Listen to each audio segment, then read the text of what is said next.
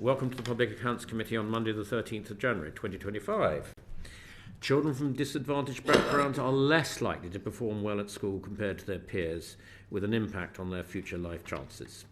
So the Department for Education has an objective to reduce the attainment gap and oversees a range of interventions to try and improve the attainment of disadvantaged children. Whilst this picture was improving before the pandemic, recent data shows that the disadvantage gap is now wider than before the pandemic. In 2023, the committee warned of a lost decade for disadvantaged children following the pandemic.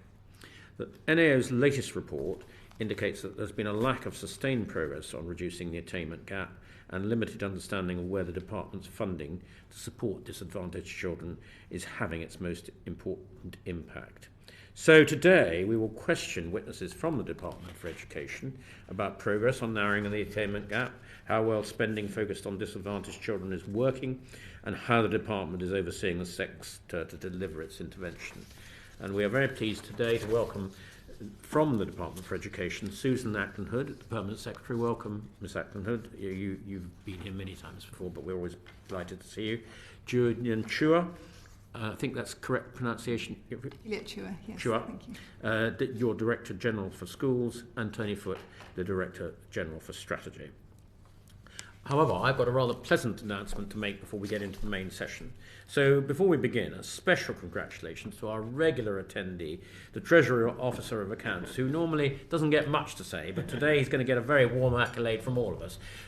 David, many congratulations on your OBE, much deserved. You've been doing this job for a long time, and we send very warm congratulations to you. Thank you very much, Sir Geoffrey. I hope I'll continue to not say very much. So, now I've got two questions at the top of the session, which I am not well briefed on. Have we got any paperwork for that? No. Right. Luke Charteris, how dependent... do you want to do your question at the top of the session, please? Sure, thank you. Are you as alarmed as I am that children in schools are increasingly exposed to extreme and harmful content on social media, such as Twitter and TikTok, including toxic misogyny, turning every device into a potential gateway for harm? How is your department working with schools to better protect and safeguard our children? Thank you very much indeed. Yes, I mean, we obviously are very concerned about exposure of children to online harms, and we think about our responsibility for keeping children safe as something that crosses the real world and the online world, and you can see that in our guidance on keeping children safe in education, which is really the sort of core document which we use to support schools and colleges with information on how to protect pupils and students, and that contains key content on protecting them online as well as offline.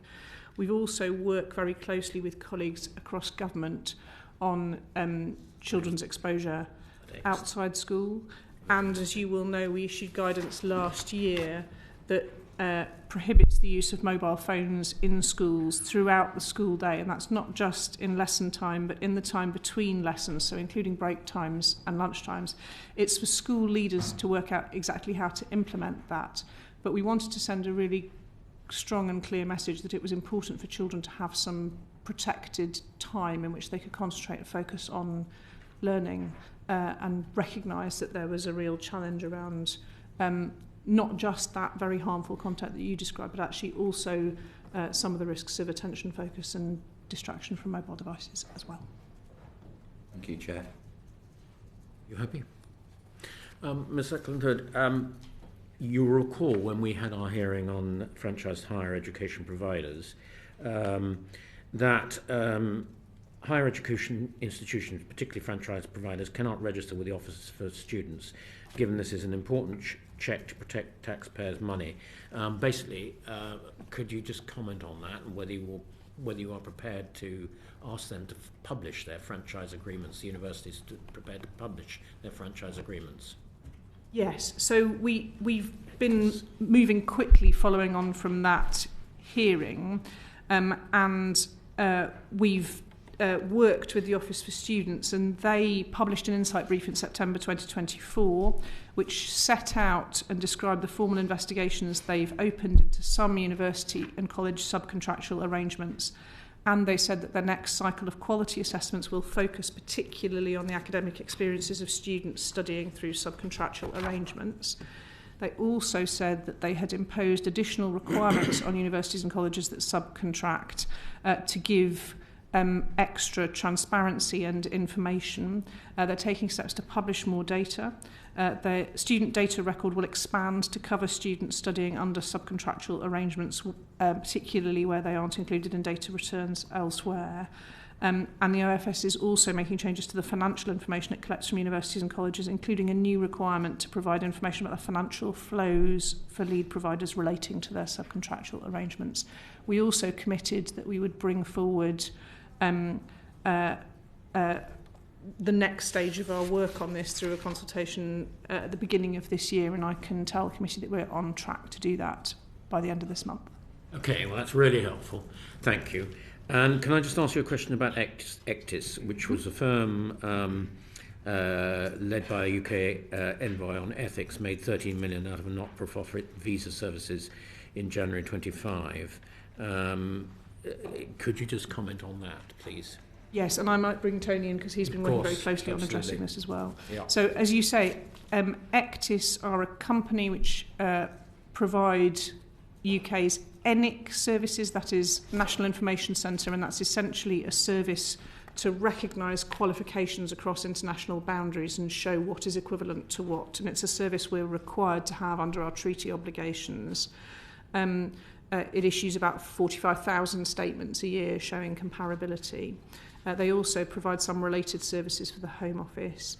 And we identified some serious historic issues at Ectis in early 2023, and we identified them as part of preparations for the reprocurement of the service. And I think the first thing to say is that it is of concern that we identified them as part of preparations for reprocurement rather than through our management of the contract before that, and that is something we've looked at very hard inside the department.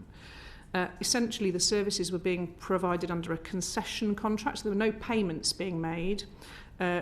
Instead, the concession allowed Ectis to provide the service and charge fees which were intended to be proportionate to the service being supplied, and the contract said that any surplus that was made should be reinvested in the running of the service.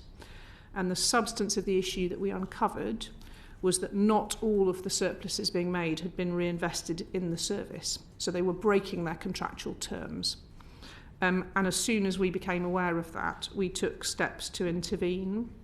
We insisted that all of that surplus that should have been reinvested that hadn't was returned to the department, and we have then passed that on to the Exchequer as part of the Consolidated Fund extra receipts.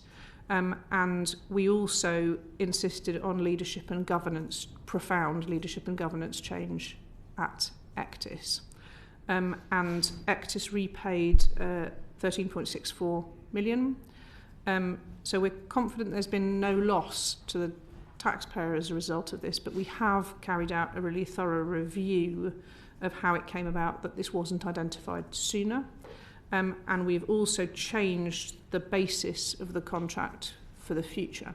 So in the future, the fees will come to the department, and then there will be a payment made to the supplier through a monthly charge for the provision of the services. So you effectively remove this possibility of the fees being out of proportion to the cost of the service.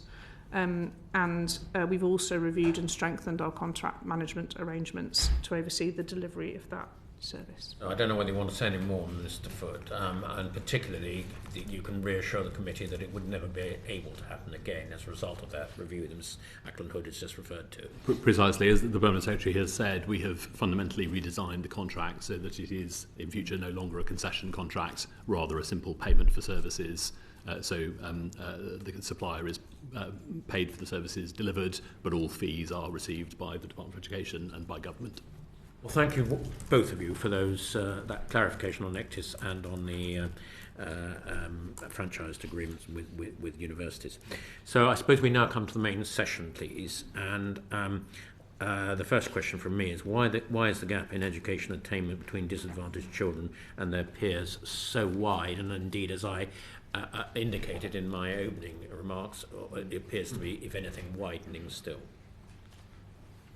Thank you. So, as you said in your opening remarks, there is a persistent gap in the performance between disadvantaged and less disadvantaged children, but it was closing in the years up to the pandemic. There was a little bit of slowing in the years immediately before the pandemic, but you can see a long period of sustained shrinking of that gap on quite a large number of measures, and we look at it through a number of different lenses. It's a challenge that we see internationally, so there is no country around the world that has entirely closed this gap. It opens very early, so about 40% of the overall gap between disadvantaged 16-year-olds and their peers has already emerged by the age of 5. But it continues to widen, so you see that gap open by the age of 5, but you also see it open at each stage. And when we look at that picture before the pandemic, just for example, you can see improvements just both in the absolute standard of attainment of disadvantaged children and in the gap. So in the early years, for example, we went from about 36% of FSM eligible pupils getting a good level of development at age 5 in 2012-13 to 57% in 2018-19. And over the period, the gap between FSM and non-FSM pupils reduced from about a bit over 19 percentage points to closer to 17 percentage points. And you see a similar picture across phonics at Key Stage 2, so at the end of primary school, again, you saw a similar picture. The gap then increased extremely significantly at all ages and key stages during the pandemic, and we have been working as hard as possible to try and close it again since the pandemic. And if you look at both the absolute performance of disadvantaged pupils and the gap in the years since the pandemic, we are succeeding in closing that gap. So it's true that it's still wider than it was before the pandemic, but it is closing. So the absolute performance of disadvantaged pupils is up and the gap is down since 2021-22 in all of the phonics screening test, the Key Stage 1 reading assessment, the Key Stage 1 writing assessment, the Key Stage 1 maths assessment, the Key Stage 2 measure of reading, writing and maths combined, the Key Stage 2 maths assessment, the Key Stage 2 writing teacher assessment. It's not in reading, but that is because actually the performance of disadvantaged pupils in reading at Key Stage 2 alone did hold up during the pandemic and is at the same level as it was before the pandemic, but the performance of more advantaged pupils has gone up a bit.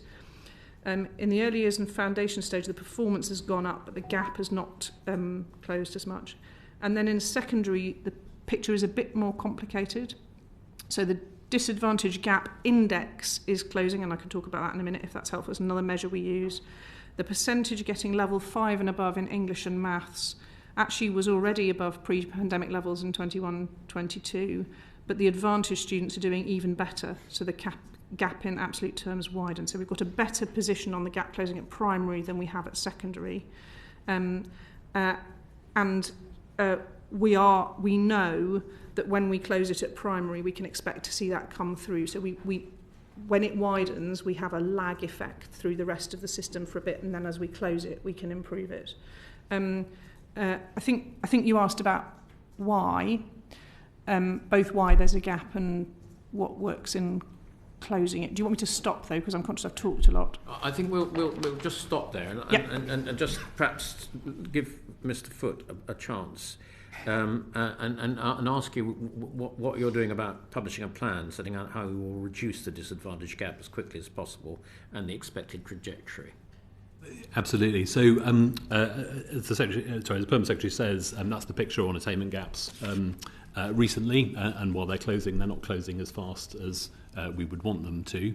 The forward plan is focused very heavily on the government's opportunity mission, and if it's helpful, I could just describe briefly where we're up to with the opportunity mission and give the committee that overall structure. So I think the opportunity mission is extremely helpful in thinking about attainment for disadvantaged children in a holistic way across the system. We are building it based on the evidence base of what works and doing that in a holistic way across government. So we have brought in analysis on housing, on child poverty, on health, on some of those wider contextual factors that really matter for disadvantaged attainment. We've also engaged extensively with children and young people on the multiple intersecting barriers they face. And from all of that evidence, we have built a structure for the Opportunity Mission that goes through 3 sequential developmental phases and then an underpinning foundation of family security. And just to give the committee briefly that structure, it starts with best start in life, so pre-birth through to child development at age 5. And we know that phase is particularly critical because the gaps at that stage, once they've emerged, become very hard to remedy later. And the government has put real focus in the mission on making progress on that block. Every child achieving and thriving through the school years, and that's both attainment but also tackling absence and improving young people's sense of belonging. And then thirdly, skills for opportunity and growth, so good progression routes through further education, higher education and into good employment. But all of those phases underpinned by family security. And what the evidence tells us is the kind of key barriers there are child poverty, particularly material deprivation, and then child safety and keeping children safe. So that's the structure we're using. That's really helpful from both of you, and I'm sure the committee members will want to question you on all aspects of what you've just said. Just to sort of give you an opening remarks, Ms. Schuer, what have you learned from the slight narrowing of the gap for KS2 in the last 2 years and KS4 in the last year about what works, what actually works?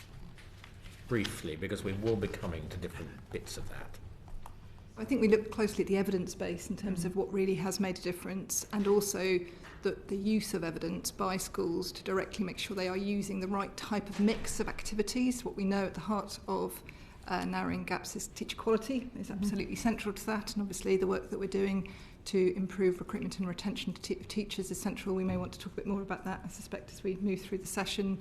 The use of the evidence base by the Education Endowment Foundation in terms of the types of intervention which have the most impact and the way in which schools are using those to target students, pupils who need the most support. We will, I suspect, also talk about that a bit more through the course of the hearing in terms of the nature of that evidence base and how it's particularly drawn together for allocation and implementation of the pupil premium, which targets the disadvantaged pupils to have the most impact.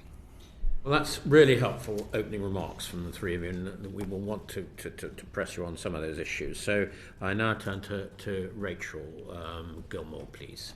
In the past, the Department of Education has used several different measures to assess the attainment of disadvantaged children. But it goes without saying that there are obviously weaknesses in its approach because things change. So your main measure for assessing progress, the Disadvantaged Attainment Gap Index, compares national performance over a period of time. It doesn't allow DofE to fully understand how attainment changes, as this is assessed differently in the earlier education stages. So my question to Susan Ackland-Hood is, how confident are you that the Disadvantaged Attainment Index Gap is still the best measure to assess progress? I think, as with nearly everything, it's always important to be looking at multiple measures because it's very difficult to get a single measure which tells you everything. I mean, the strength of the Disadvantaged Gap Index, so I will, if the committee will permit, I will just really briefly explain how it works because it would be really it's helpful, slightly because this is an important So question. the disadvantage, and because it appears as a sort of slightly random number and it's a bit difficult to work out what it is. The intent of it is to be a measure that is helpful even if your assessment system or methodology changes a bit. And what it does is it says, let's look at the outcomes of all of the children who took a particular test. Let us imagine that every single, and let's rank them in order. So everybody's marks in the test get ranked in order. If all of the advantaged children did better than all of the disadvantaged children, then that would be a gap of 10. That's the maximum inequality in the system. And if all of the disadvantaged and the advantaged children were perfectly spread out through the distribution so that there was no impact of disadvantage on outcomes, that would be a gap of 0. So that's the metric. And at the moment, at the end of primary school, the disadvantage gap index number is 3.13. So it's nowhere near perfect inequality, but it's a way off perfect equality. And the lower it gets, the closer you are to, if you lined up every kid in rank order of their performance, their disadvantage would make no difference to their outcome. And the strength of it is that even if you change the way you do the test, that gap index still works. You can still rank all of the outcomes and ask yourself the question. The weakness of it is that it's quite hard for people to understand. And it doesn't tell you in a lot of detail which bits different groups of people are finding more difficult. So you have to use it in combination with other measures that look at things like the percentage point difference. Is it the reading, the writing, or the maths? Those kinds of things. But I do think it's a really powerful and important measure because it helps you to understand a set of things which aren't always obvious from the percentage point gap. And sometimes those percentage point movements are very dependent on the size of your starting number. So in other words, you can look like you've got a much bigger gap growing if you see quite small fluctuations in a small base number. Sorry, I'm not explaining that very well, but statistically it helps you understand whether your percentage point gaps are showing you genuinely growing inequality. And if it's helpful, in 2010-11, the equivalent of that number I described, that 3.13, was 3.34, okay. And that's the highest it's been in the time series since 2010. The lowest it has got in that time series was in 2017-18, and it was then at 2.90. We're not talking a huge fluctuation. No, but no, but it's telling you something. It is important to keep pushing it lower because you're talking about the ranking of every pupil in the country, and so even quite small movements are affecting the results of quite large numbers of people. And the gap is, and the other thing you can do is you can use it to see more clearly than some of our other metrics where in the system the gap gets bigger. So again, it's 3.13 at the end of primary school. At GCSE, it's 3.92 at the moment. That's down again from 2010-11 when it was 4.07. But 3.92 again is quite a lot higher than when it was at its lowest, which was in 2016-17. It was 3.66. Does that help? Sorry. Is that me finished? Or do I ask the next one? You're very welcome to ask another question. Just following up from that, could I ask Juliet, please? So I can understand the index, but how do you factor and understand and monitor local challenges and variations into that, given that it's a national measure, not a regional measure? So we use, as Susan said, we use a number of different metrics to understand performance of the system through data. And that tells us both the performance at a national level, but also gives us a picture of individual school level performance. And that gives us a way to try and understand variation in terms of the way in which individual schools may be supporting the needs of their pupils with free school meals relative to their overall population. So we can use that to think about the sorts of support we provide, and as we're thinking about, for example, the way in which our new regional improvement and standards and excellence teams will be thinking about the way in which, where schools are outliers, to think more closely about the way in which they are tackling disadvantage in the context of their overall school performance. Okay, thank you. Thank you very much, Ms. Gilmore. Clive Betts, please. Just moving on from that, are you happy that the inputs into the index have been consistent over time? So you're talking about the differences over years. Are all the inputs into it consistent? So there have been some changes in the testing methodologies, but because, as I say, because the index takes your performance and makes a ranking, it's much more stable against changes in assessment methodology than some of our other measures. So it's not the only thing we look at. But for example, if you look at the absolute Key Stage 2 attainment, there was a big change in the tests between 2014-15 and 2015-16, which means you've got quite a big discontinuity in the time series. So just to give you an example, when you look at reading, writing and maths combined for all pupils, 63% in 2012-13, 67% in 13-14, 69% in 14-15. So again, kind of going up, but in the same ballpark. And then a huge drop to 53% in 15-16. That's not because the children of 15-16 were terrible. It's because the exam got a lot harder, and that affects percentage point differences between performance quite a lot. But when you look at the index, because what you're doing is ranking every pupil's achievement and seeing what the spread was within it, it's actually more resilient against those changes in assessment, which is why it's important to look at both things, I think. So you mentioned other countries. So can you do realistic comparisons with other countries? I mean, have they got similar information they're putting into their indexes that you are? Yes. So they don't tend to use exactly the same indices, but we do have some quite good tools for comparing with other countries. Sorry, let me just find me a bit of paper.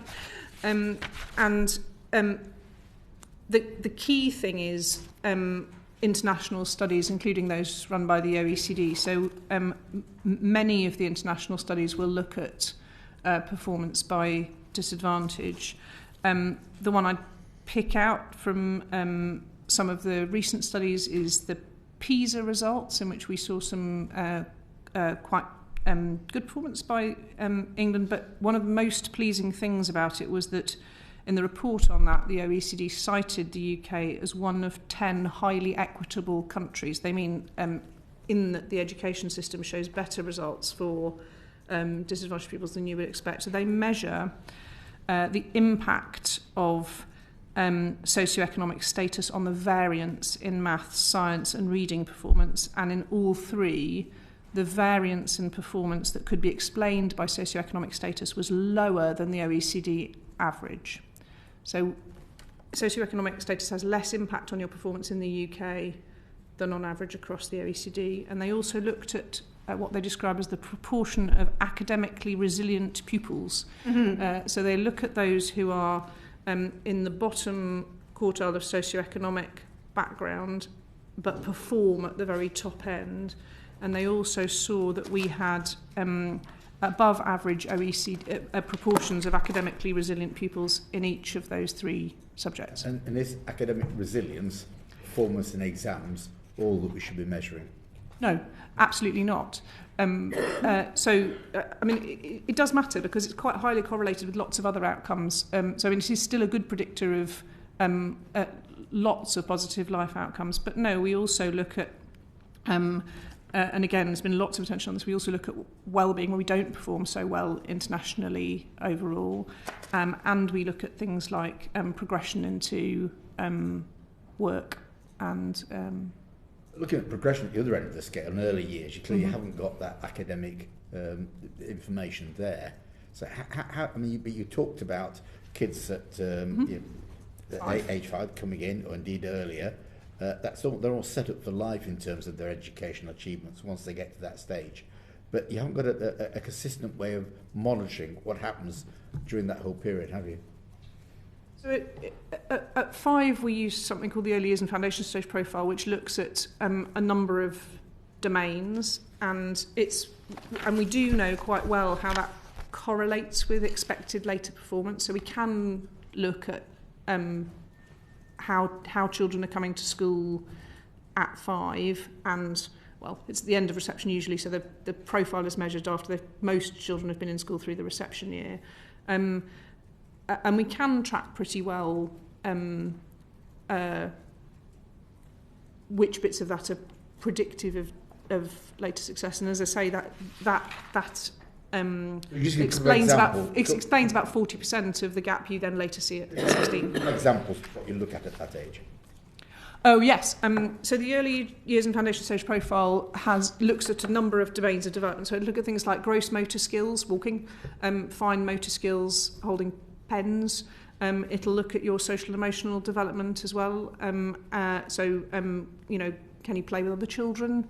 It does look at foundational skills in reading, writing and number, so starting to do letter formation and counting. Going on to, I mean, if you go to a head teacher in primary school, they say the two things that they notice straight away, potty training and being able to even speak a few words. Mm-hmm. And the distinction there between kids of the same age is quite startling. Mm-hmm. Do you take on board those sorts of very basic things? Because that's what heads will tell you, they notice straight away. Yes, and the EYFSB covers those kind of self-care and readiness things as well.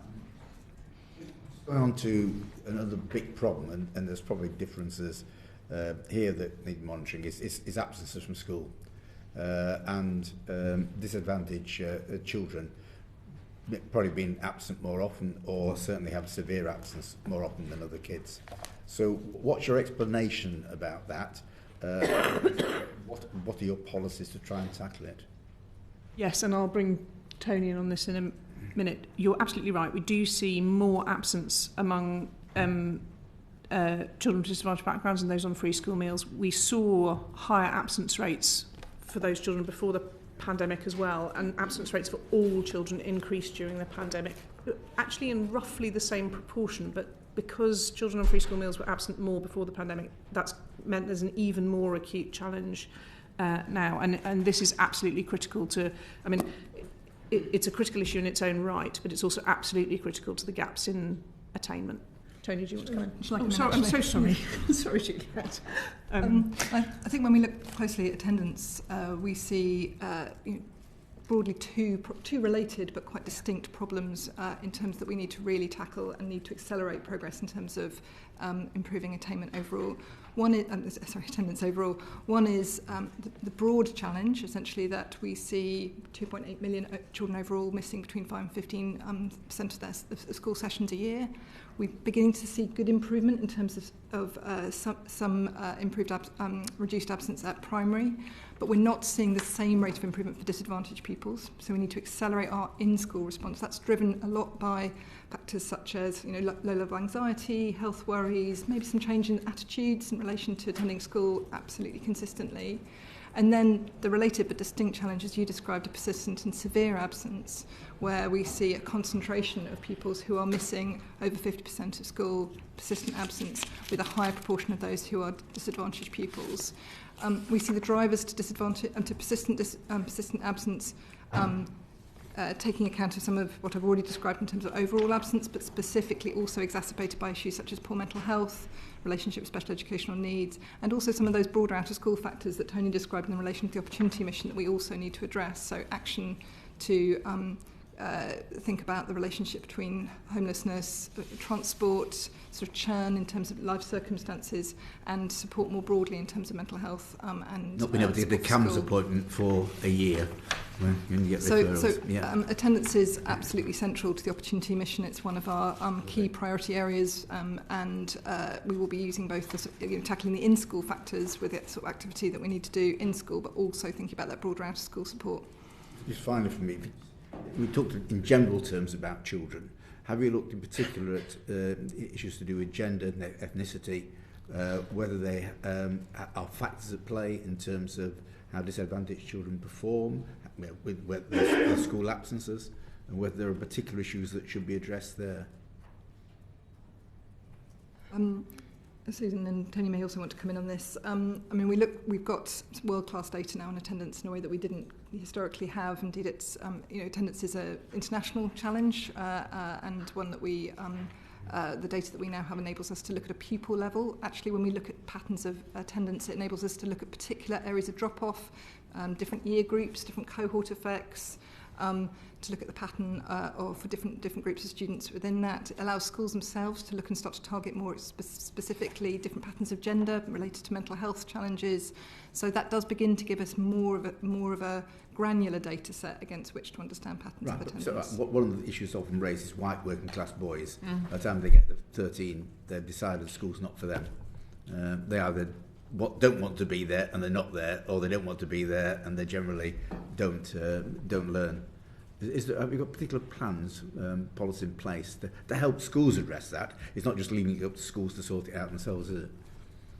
Our approach is very much in partnership with schools in terms of the set of activities and tools that we need to put in place to really raise attendance, recognising also that relationship with school, the sort of school belonging factor, actually really matters, and sometimes that is identified as a factor for boys, for different groups, in terms of actually feeling that school is a place where they can achieve, where they can thrive.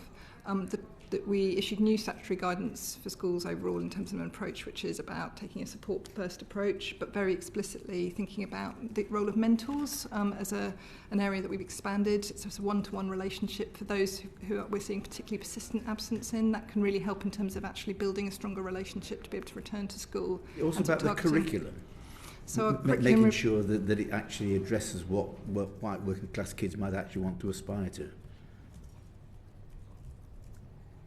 We've obviously started a curriculum and assessment review looking closely at how we make sure we've got a world-class, really demanding, high expectations curriculum that works for all children.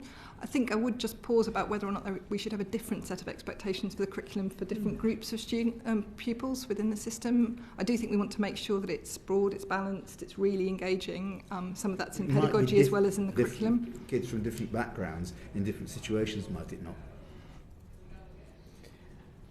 I mean, I think it's important that the curriculum gives the opportunity for every child to find the things that excite and engage them, but also to persist in some of the things that don't initially in order to find, I mean, both because that's a life skill itself and because it's quite difficult to know what the things are that excite and engage you until you've been well taught them for a bit. And I think, I mean, the reason we're hesitating is because, I mean, Chair, you asked me at the beginning what some of the components were that had caused some of that gap narrowing over the kind of first part of the century. And I actually think trying to make sure that people weren't, even with really good intentions, imposing a different set of expectations on children from disadvantaged backgrounds was an important component of that. So I recognise what you're saying, that it's important that there's something in school that serves the interests of every child, but I think it's actually quite important both to be able to take all children through a bit of persistence through things that, I mean,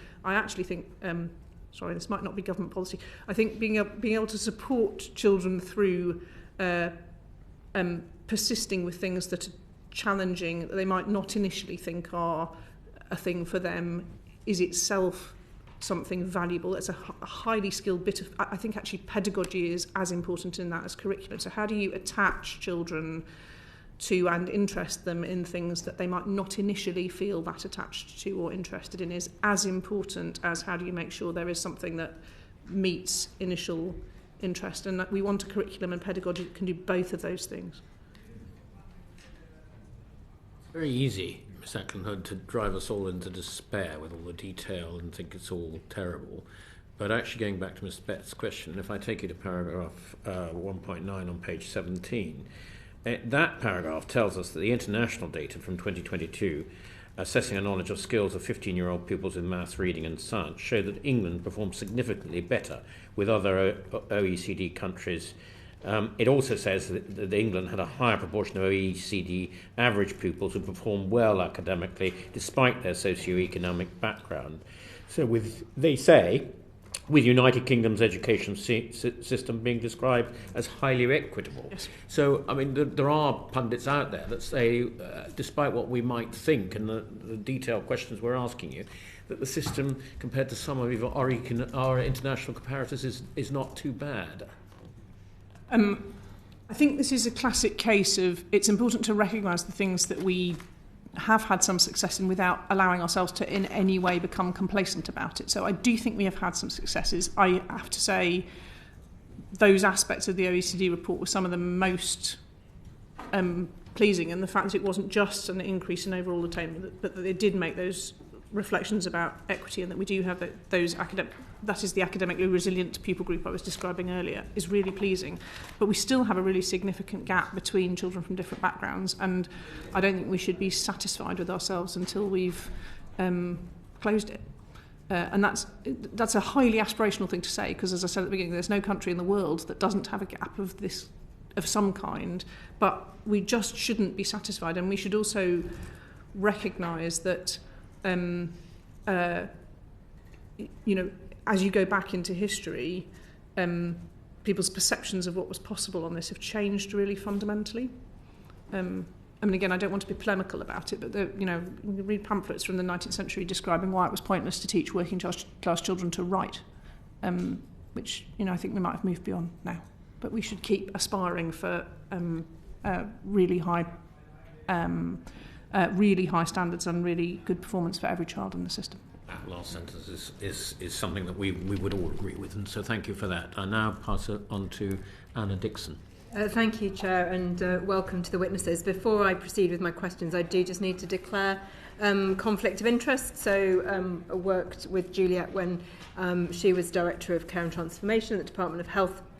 I also have a personal association with Tony's wife, so just for the record. So I'm going to pick up some themes of colleagues about sort of measurement and getting into the evidence around what works. Obviously, you see huge variation in some of the academic attainment data, even in sort of local schools for disadvantaged children, with some, such as one that I will mention, Dixon's Cottingley Academy, managing to get nearly 45% of disadvantaged children to grade 5 or above in English and Maths GCSEs, but I won't name others who have very, very much lower attainment rates.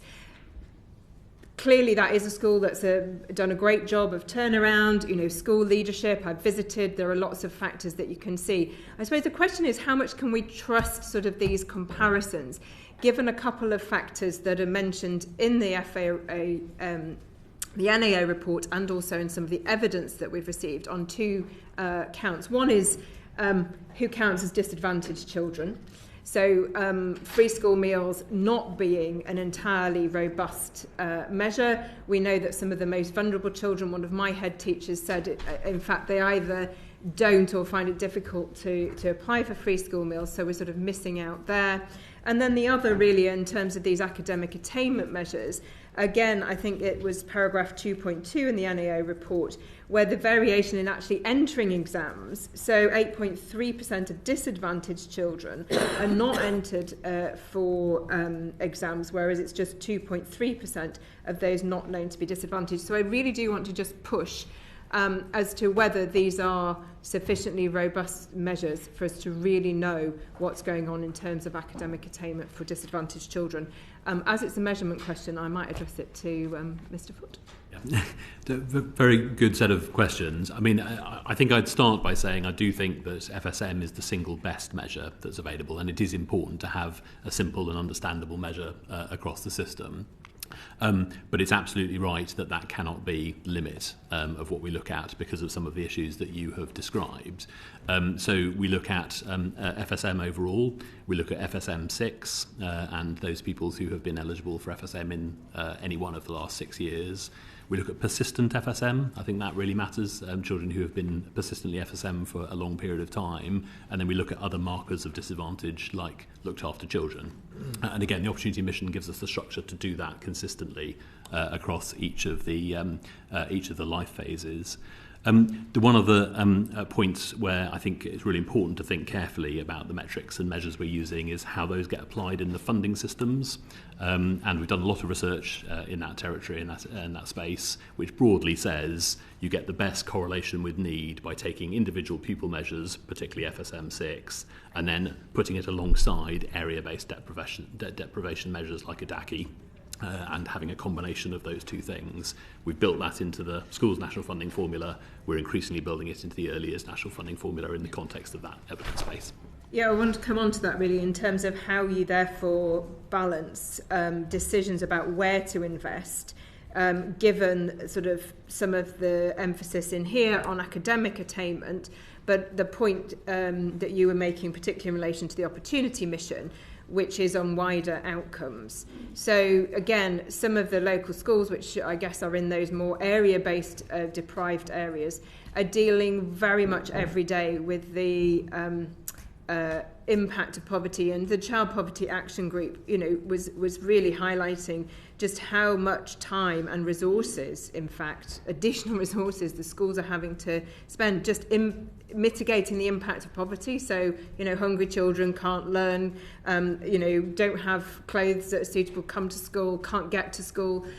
so many different factors that are impacted by poverty. So how are you using these measures to balance investment decisions in terms of whether you're driving purely for academic attainment and closing the gap, or funding things that perhaps ameliorate the impacts more generally of poverty and wider outcomes for children? Well, we try to look at it through both lenses, as you'd expect. So both wider outcomes in their own terms, but also, as the Permanent Secretary has described, the degree to which those wider outcomes reinforce and contribute towards attainment. And if I would give two examples of shifts in the funding systems and programmes that reflect the evidence base on some of those issues. One is the change that we've made to the early years pupil premium. And I think it's come through well in the NAO report, the difference between the level of the early years pupil premium in the early years compared to in primary school. We have this year been able to increase the early years pupil premium by 45% from £388 to £570, and that reflects, I think, the very strong evidence base, again, on the importance of tackling disadvantage through the early years phase and before that key marker of development at age 5. And I think the other area I would highlight and pull out that speaks very closely to your description on child poverty and children coming to school hungry. We are investing on school breakfasts. There is very good evidence of impact there. So EEF, for example, have evaluated school breakfast provision and found that for children aged 5 to 7, that's the equivalent of 2 months of additional progress in maths, reading and writing. But we also see in the evidence base the impact on attendance, on behaviour and some of the wider outcomes and connections for children in those schools. We're increasing the funding available for breakfast clubs, so an additional 30 million going in next year, which is both funding the existing 2,700 schools providing breakfasts and supporting an additional 750 early adopters that will guide the way towards national provision and rollout. If I can just jump ahead, Chair, because it builds off there. Yes. So clearly, it sounds good that you're investing there in an evidence-based approach in terms of the breakfast clubs.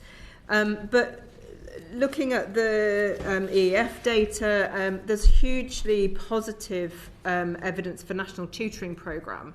And yet that's an area that you have stopped funding or withdrawing funding, or at least left it to the discretion of schools. And certainly the evidence from the Sutton Trust appears that many are having to basically divert funding that might have been intended for things like national tutoring programme to just fill gaps in school budgets. So how are you ameliorating again and making sure that investment is going into the things for which there is good evidence, like national tutoring programme, for example? I might bring the specific question over to Juliet, if that's okay. But for the kind of the stand back strategic architecture, I think there are areas where we have programmes where we want to kind of seed the system to demonstrate the value and then to support schools into embedding that in their core practice. But Juliet, do you pick up national tutoring programmes specifically? Thanks, Tony. So I think National Tutoring Programme was very deliberately designed as a time-limited 4-year programme to really address some of the learning loss that we saw through the pandemic.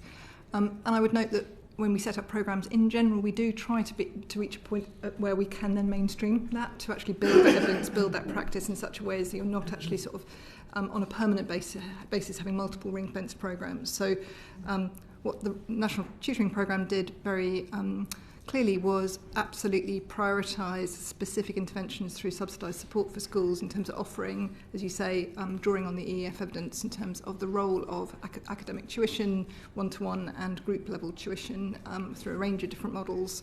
When we look at the evaluation, we see really a growing understanding and recognition from school leaders in terms of the benefits of that, as well as specifically in the evaluation, actually the learning gain that we saw, particularly at Key Stage 2, for children through the programme. What we've done as the programme came to the end in August was set a very clear expectation of the role of the pupil premium, that is an intervention that very much schools can use their pupil premium funding for. We've updated our guidance, we've taken account of the evidence that came through from the NTP, but also I would say there's a sort of legacy effect actually of having trained academic mentors through the NTP, having raised that understanding and evidence awareness amongst school leaders in terms of the role that tuition can play as part of the sort of the mix of different interventions that schools can be thinking about in terms of really raising attainment for their disadvantaged pupils. I appreciate what you're saying about empowering local school leaders to make those decisions, but it's very clear from the evidence with the cuts to school budgets that pupil premium is going just to fill gaps. And given the evidence base is there for tutoring, and that the amount that went in was never as much for catch-up as was originally suggested, do you not think that there is a risk? In fact, I understand that it is on your own risk register as Red Amber, that risks don't themselves, continue to fund one of the most effective interventions to close the attainment gap, which is tutoring. So the risk very much identified that we needed to make sure that we were taking steps to ensure that we were making very clear the case for tutoring as part of our continuing use of the pupil premium, and that there were actions that we could take to continue to promote data as part of the overall promotion of evidence base, and wanting actually, particularly the use of pupil premium, to make sure that the way in which schools are thinking about the choices available to them and really targeting interventions, particularly students, that this was something that we've got really clear and now well-established evidence base for. I'll just add one thing. So, I will just briefly read into the record. I'm really proud of the National Tutoring Programme, and I'm really grateful to the schools and teachers, and particularly teaching assistants, many of whom got upskilled to deliver it. And that upskilling doesn't go away, by the way. Once you've been trained to be an effective tutor through a programme, that's a sustained benefit. We said we would deliver 5 million tutoring courses. We've delivered 6.1 million tutoring courses over the 4 years of the programme. And I think the question you're asking is a good one and a hard one. We always have to look at the whole system. So if we ring-fenced funding for every programme that we had found to be effective over time, we would give schools a completely unmanageable system to run. And it's always really easy to make the argument in respect of one programme. But if you look through the EEF toolkit at the number of things that have an evidence base that make several months of progress, it's a very long list. And so the mechanic we use is the pupil premium, where we say to schools, here's some money that's dedicated to helping to make more progress for disadvantaged children. You should spend it on evidence-based interventions, and you should use the EEF toolkit to help you choose them. And then the EEF toolkit says you should spend about half your pupil premium on things that support high-quality teaching, because we know that's the thing that makes the greatest difference. You should spend about a quarter of it on individual-level, targeted, academic-focused interventions, of which tutoring is probably the single most obvious example. And you should spend about a quarter of it on supporting wider need, including things like attendance. And so there's quite a clear guide there for schools. And then we ask schools to write a plan and to show us what they're doing. Now, I understand your point about the risk of diversion of funds into other things. We also use the kind of wider accountability system for schools to try and make sure, it's true across the whole of schools' budgets that in principle they could be spending them very badly, but we try to make sure that we have an accountability system which supports schools in choosing to make good choices, and overall we know that schools really value the ability to manage and run those budgets with some freedom. If you look at the evaluation of the NTP, it's incredibly strong. If you look at the overall evaluation of everything that we did on recovery, the single intervention that schools rate the highest was the recovery premium, which was no strings attached additional money. So there are some things teachers rate higher than tutoring, and one of them is... I know, because they like their freedom to make choices, yes. And colleagues will be coming back to accountability, so I'm not going to do that. But you raise the pupil premium, and again, just to stick with that, given how important it is in the funding available, given how much emphasis you're putting on it with regards to tackling disadvantage, why is it that hasn't kept up with inflation? I think again in the NAO report, paragraph 13, so 2.8 billion on pupil premium, which it suggests is a 3% reduction in real terms total spending. Sorry, I guess I don't know. Yes, for you.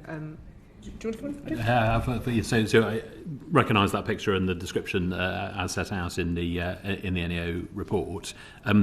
Worth stepping back and looking at disadvantaged funding through the core of the national funding formula alongside the pupil premium, and worth saying that those two funding streams work in tandem together. They are doing slightly different things. Pupil premium targeted very specifically towards disadvantaged pupils, tied to evidence-based approaches on what works, alongside funding that is using disadvantage both for those pupils but also as a proxy for wider need. And we have, through this period, increased the proportion of funding going through the deprivation factors in the national funding formula. So that's gone from 8.8% in 2021 through to 10.2% in 24-25. And we've taken that choice alongside the rising complexity of SEN need in particular that's come through the system, where those factors are acting as a very effective proxy for SEN need that has come through the system and that overlaps significantly with disadvantage.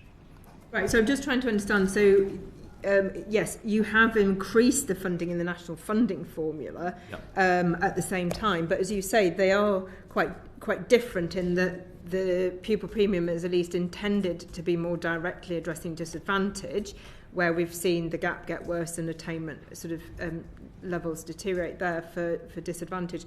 And yet you're putting more money into national funding formula. So on what basis?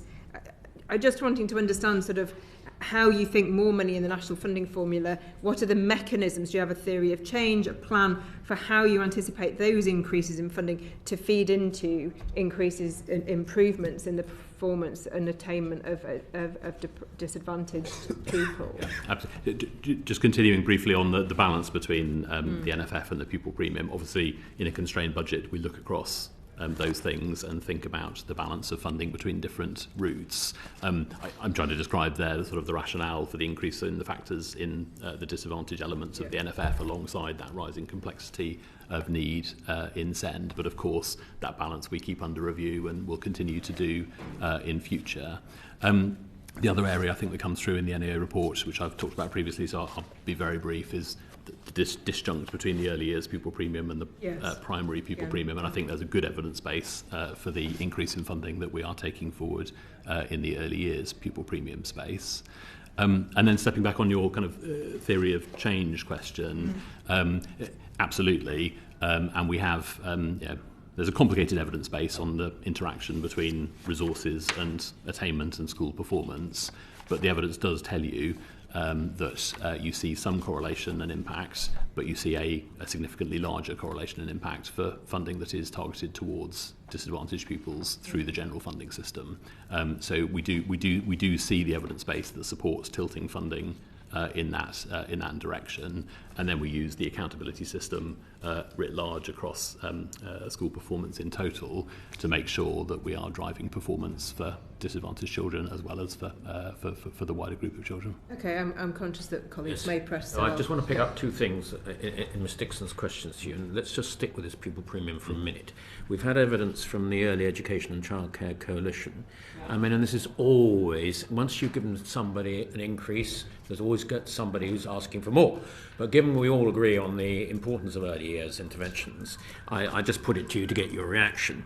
It says, ring fence and bring early years pupil premium in line with primary pupil premium to support disadvantaged to reach their early learning goals.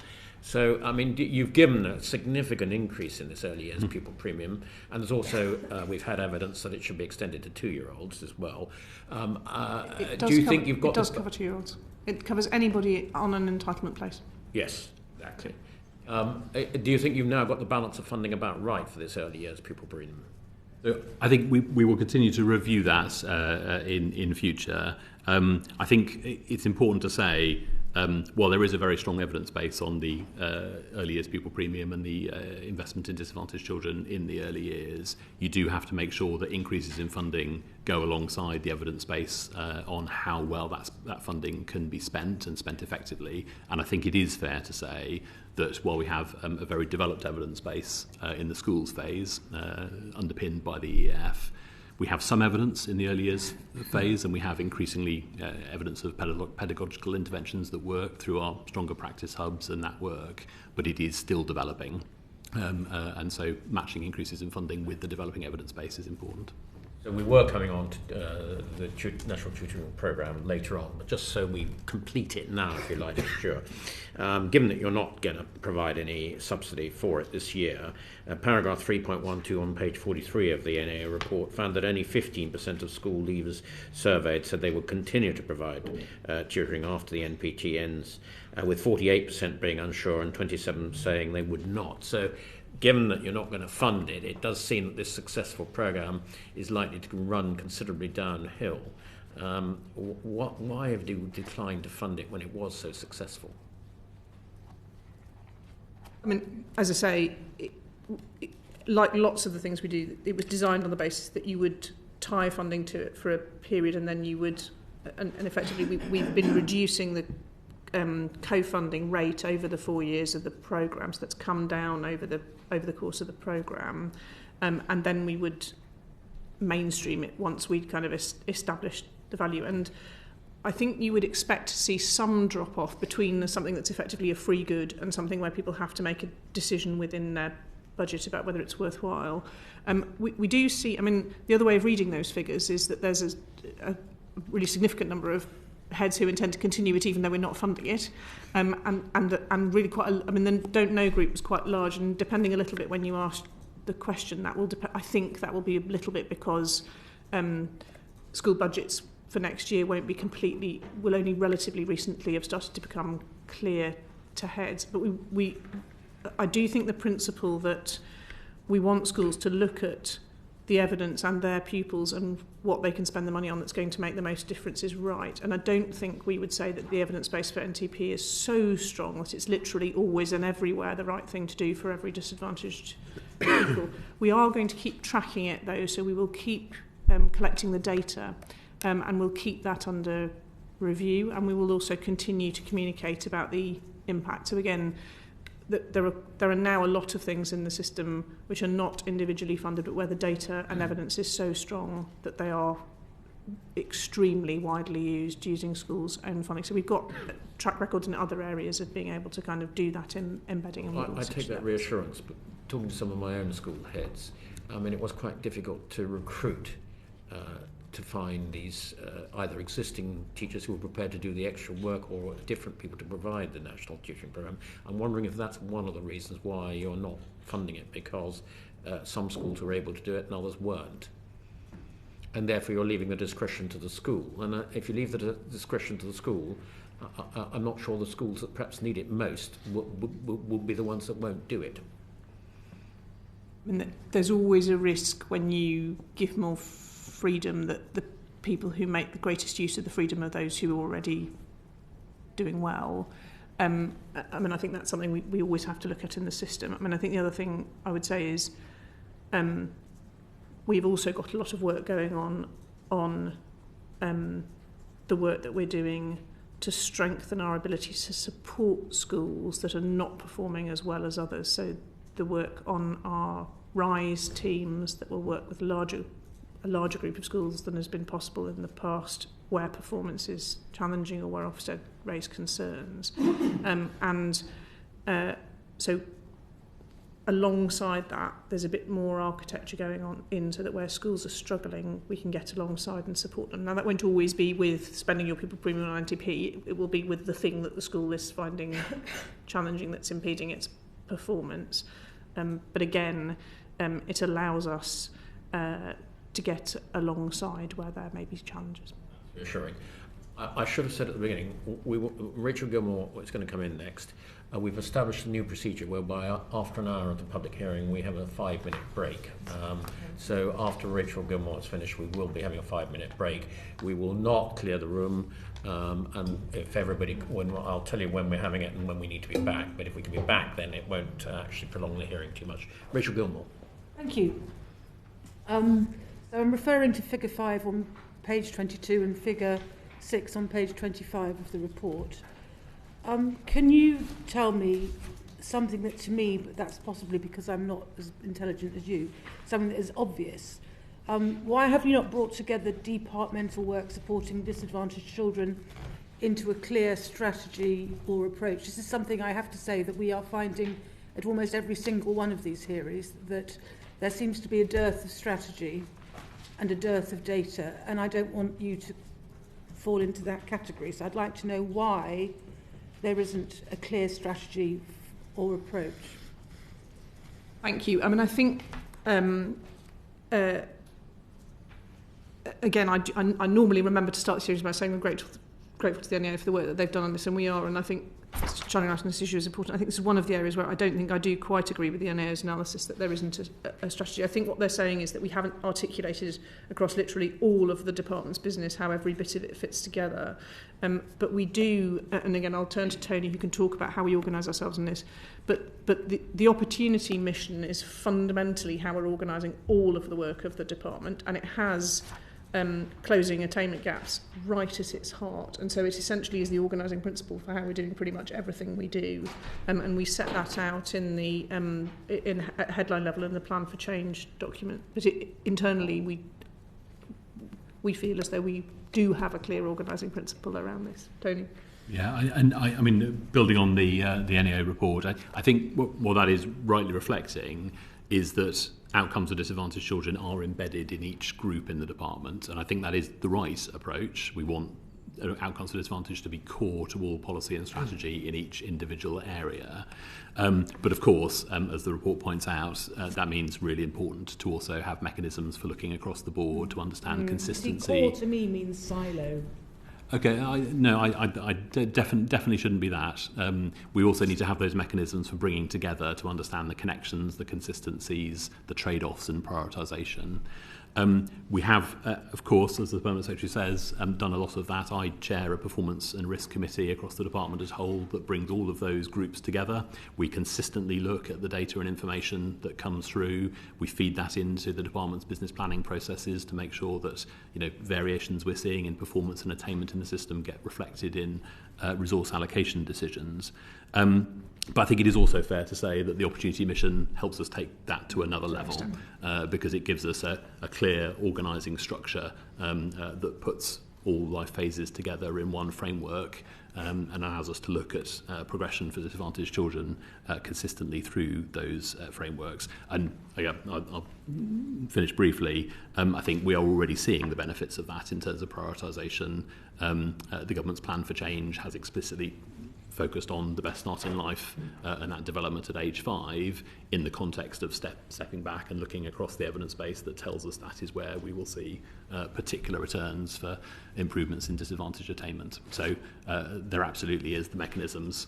The opportunity mission lets us take that to another level. So my second question and third question really falls out of that, which is how do you decide the balance of investment across all your interventions, and do you consider any trade-offs? I hope the answer to that is no. And how confident are you that DfE teams prioritise equally support for disadvantaged children and work together? So those two questions kind of go back to the big one at the beginning, but if you could just give us, because I do think I've worked as a head of strategy elsewhere, and this opportunity mission just doesn't really work for me without that extra bit of detail. Okay. Shall I describe a bit more about how we take the decisions on funding? Yeah, sure. Funding across the department. So I think it's right to say there isn't a perfectly scientific rationale for the split of funding. In a funding system, you always have to start from where you are. And you need to do that for two reasons. A, to make sure that for providers, changes are manageable and transitioned over time. And also that, as I described earlier, that funding increases are aligned with providers' ability to spend money effectively. But that said, I think the evidence does give us a clear direction of travel in two respects. The first is generally increasing the proportion of funding that is targeted towards disadvantage with that evidence base that does have a greater marginal impact on outcomes, and you can see that in many of our funding decisions and the increase in the NFF deprivation factors in particular. And as I've described already, the weighting of funding towards early years with that increase in the early years pupil premium in particular, big increases, both the increase in entitlement towards under 2-year-olds and the 45% increase going into next year. So strategically stepping back, putting more of our pounds and money into that space, reflecting the evidence base of return. Because I know that historically, I'm talking back to the beginning of the century, which makes me sound ancient, but the Labour government did exactly the same then with their early years. They put the money in there, and then where it dropped off and where the working class white boys that Mr. Betts identified Where they fell through the gap was when they got to year 7 in the secondary school system. So I can understand absolutely, the Jesuits, give me a boy till he's 7 and he's mine for life. I give that in terms of funding and aspiration, that you do stick it through the very early years. But I'd be disappointed to think that there wasn't, and you used the word aspiration before, which I like, that there isn't an aspiration to keep it going all the way through when your data shows you that some pupils, particularly white working class boys, are more likely to fall off. Yes, and I think, that you asked about trade-offs, and there are always some trade-offs when, unless somebody gave me unlimited funding, which would be wonderful, but there will always be some trade-offs. But I think that as we take funding decisions, we look at the evidence base and the marginal return. But we also really recognise that if we were to pivot all our funding into the early years, then obviously we wouldn't be doing right as you go through. So again, it's, as Tony has described, there are, when it comes to strategic approach to the funding of disadvantage, there are 2 pillars. One is we want to be tilting funding towards disadvantage and increasingly tilting funding towards disadvantage at every stage of the system. And the second is, if there is a trade-off between a marginal pound, if we can put it in a bit earlier, we will. But that doesn't mean we put all of it in earlier. We need to be able to spread it across the life course. But those are the 2 principles that we use. Thank you very much. All right, happy, Rachel? Overjoyed. Good. Well, I'm now going to call a short break. So we will return. The clock, I think, is 16:41. So if we could return at 16:46-ish, just after 1:45, would be really good. So order, and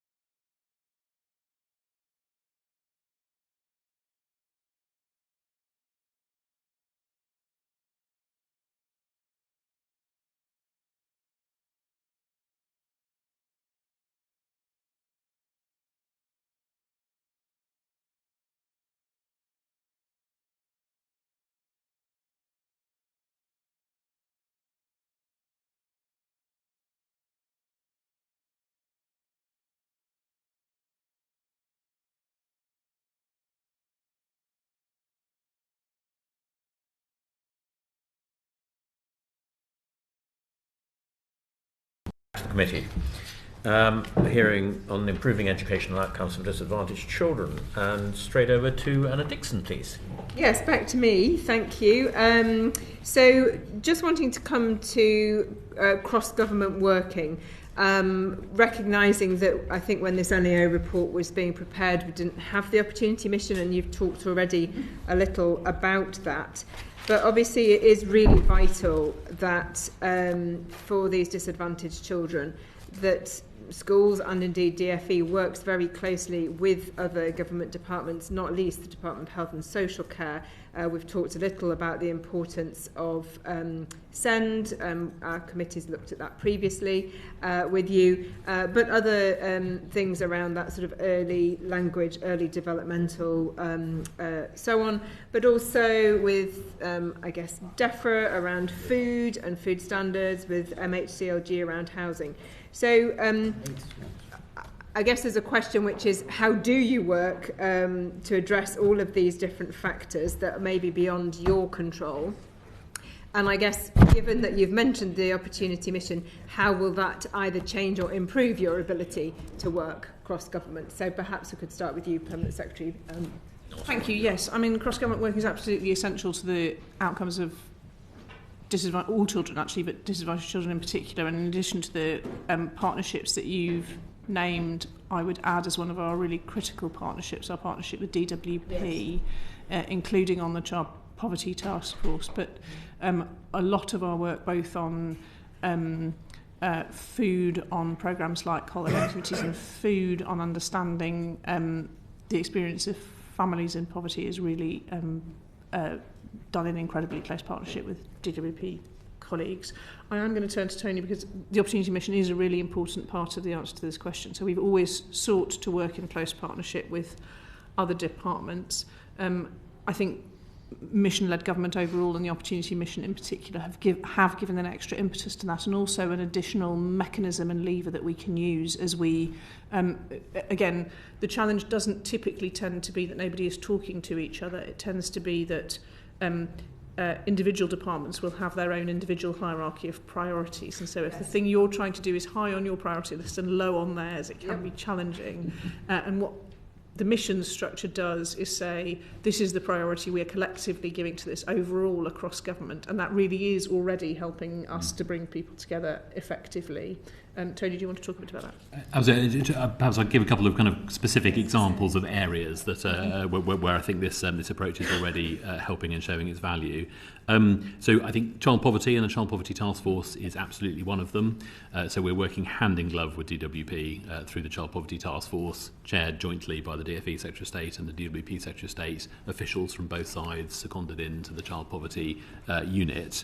And that is really helping as the Child Poverty Task Force does its work across increasing incomes, reducing costs, financial resilience and better local support, particularly in areas like childcare, where we're able to think holistically about both the contribution that childcare can make to improving access to local services and to child development, but also to supporting parents into work and supporting parents to increase their working hours. So I'd call that out as a particularly good example so far.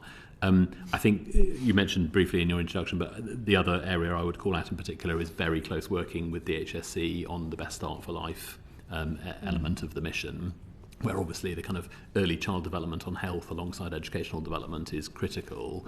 And we have just made a coordinated announcement on Family Hub support alongside Start for Life funding from DfE and DHSC together, which is targeted on the full range of interventions from home learning environment and parenting support through to perinatal mental health and some of those wider health drivers that are critical as well. So those two areas practically I'd highlight as examples.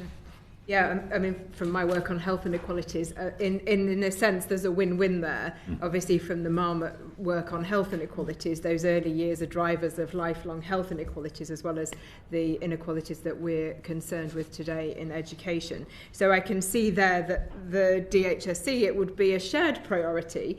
I suppose, as you were alluding to, are there some areas of government where what is important for you isn't as important for them? So I think, well, as the Permanent Secretary says, having those single shared priorities helps to evaluate programmes on a shared basis. Of course, that does prompt hard conversations, and we are having those in the Opportunity Mission Board and in the Mission Board across government. But you do have an objective basis on which to evaluate contributions and programmes in the context of contributions towards that ultimate goal. I'd say probably the other area where we would like to go further is on joining up the data and the underpinning data information. We've made some progress on that, but there definitely is a lot more to do, and the more that we can get into the space of shared data between education, health, justice and so on, the more we're able to evaluate on an objective basis the contribution to those outcomes. So I'd pick that out as a particular continued challenge towards improved cross-government working. And what about shared evaluation? Again, we've spoken already at some length, and the EEF, the Education Endowment Foundation, has been mentioned a number of times. Obviously, set up as a What Works Centre. Again, probably should have declared an interest, although I led another What Works Centre, which was the Centre for Ageing Better. And I see that you've recently decided to provide further funding up to 2032. So one assumes that you see that as very good value for money in providing an evidence base not only to yourselves at the department but also to schools. Do you think that is sufficient to provide an evidence base not only for your decision making as a department but for that joint decision making with other departments to support the opportunity mission? So I'm interested both in perhaps how you've used the evidence to date, and perhaps Juliet, you want to comment on how schools are using it, but perhaps further to Tony, your comments around the future about whether that is going to be sufficient to meet future needs. Just say a few things about that, and then Julius, you want to come in on specifics. So I think it is critically important and has huge value. Of course, it is not sufficient in its own right. The areas where we are pushing forward to widen the evidence base further, and we are obviously working with a wider range of What Works centres, not just the EEF, but the Centre for Children and Families, the Youth Endowment Fund, the Youth Futures Foundation, and more widely. But we are also, and we began this work in 2024, but we are accelerating it further with the Opportunity Mission, now publishing areas of research interest externally, so setting out the areas of collective research interest across departmental policy and delivery objectives where we want to leverage that wider academic and third sector input, and we will be doing an update to that in 2025 with an Opportunity Mission focus and lens, and that's been really welcomed by academics so far, but really helps with the engagement. We are also increasingly now running a series of roundtables that bring experts together on particular issues, both to look at the existing evidence base but also to discuss gaps and where those gaps need to be filled. We've done those recently on thriving in schools, on quality early education alongside health, and then in the future looking at attendance and looking at the home learning environment, which I think is an area of continuing development in the research and the evidence base. Yeah, given the importance, as we heard earlier, of absence, I guess any evidence base about what works to prevent persistent absence and to re-engage particularly young people from disadvantaged backgrounds in education, and particularly in secondary schools, I think is certainly seems like a gap. But Juliet? So I think one of the really important shifts we see is the increasing adoption of the use of evidence-led practice within the education system, and it's an area that we want to continue to drive really hard at and make sure we have a really rigorous evidence-based approach to the way in which we think about schools policy across the board. I mean, I think the thing about the EF is the fact it's both about research but also about dissemination, and it is about essentially making sure sort of funding specific you're testing the sort of pedagogical interventions, but you're also then thinking really carefully about the way in which schools can adopt them and the relative value for money of them and the sort of time and value for money in terms of the way in which they work. We're now at a point where over half of schools in England have participated in a trial, and that's quite a significant shift in terms of actually being part of the evidence building process. And we monitor closely through our omnibus survey how school leaders are using the evidence base, and we want to see that continue to grow. At the moment, in the most recent survey, 69% of school leaders say that they're using the EEF resources. We actually think that's probably an underestimate, because when we actually look at the individual statements, what we can see really clearly is actually there is very clear kind of reference back into the EEF evidence base, and kind of reference to the way in which that's informing decisions about specific interventions.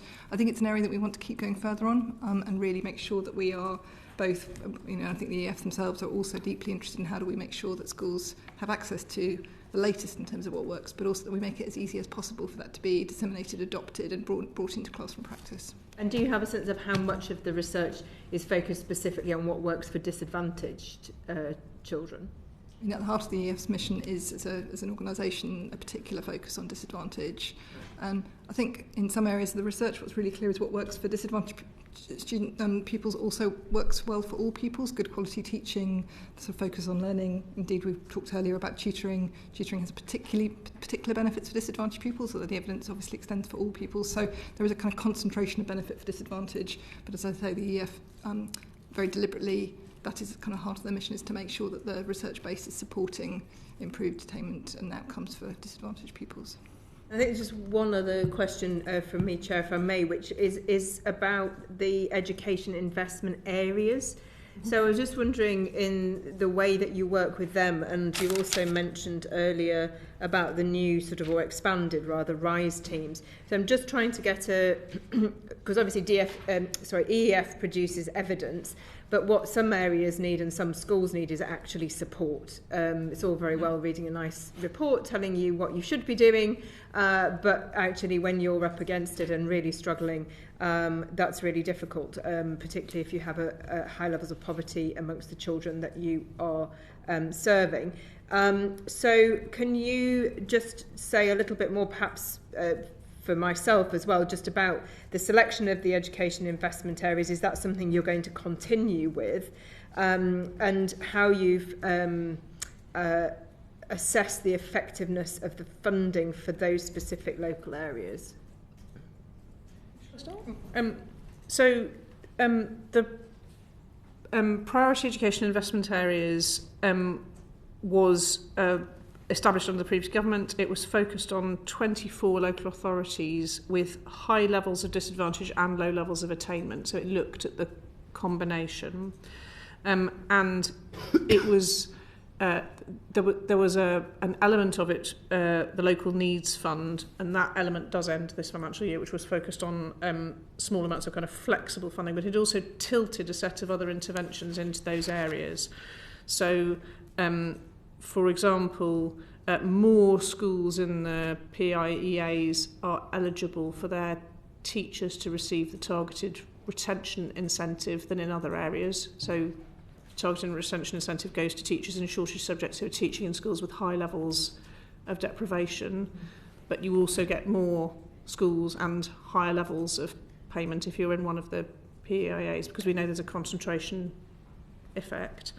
And we also tilted programmes like family hubs. So when we were looking at placement of family hubs, we looked at the PEIA. So we were using them as a way of kind of tilting investment.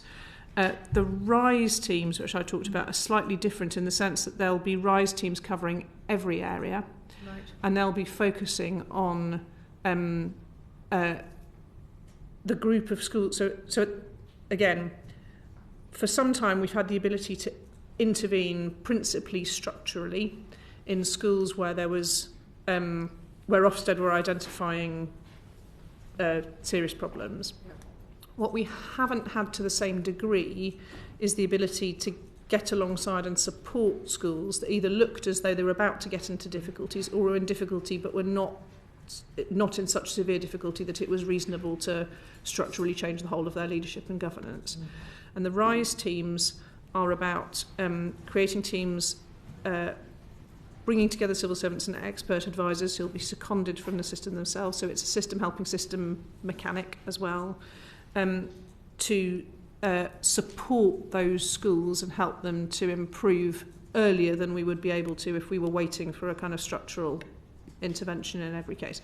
We will still intervene structurally if there's a school where there's leadership and management can't manage its own improvement, but we think there's a group for whom,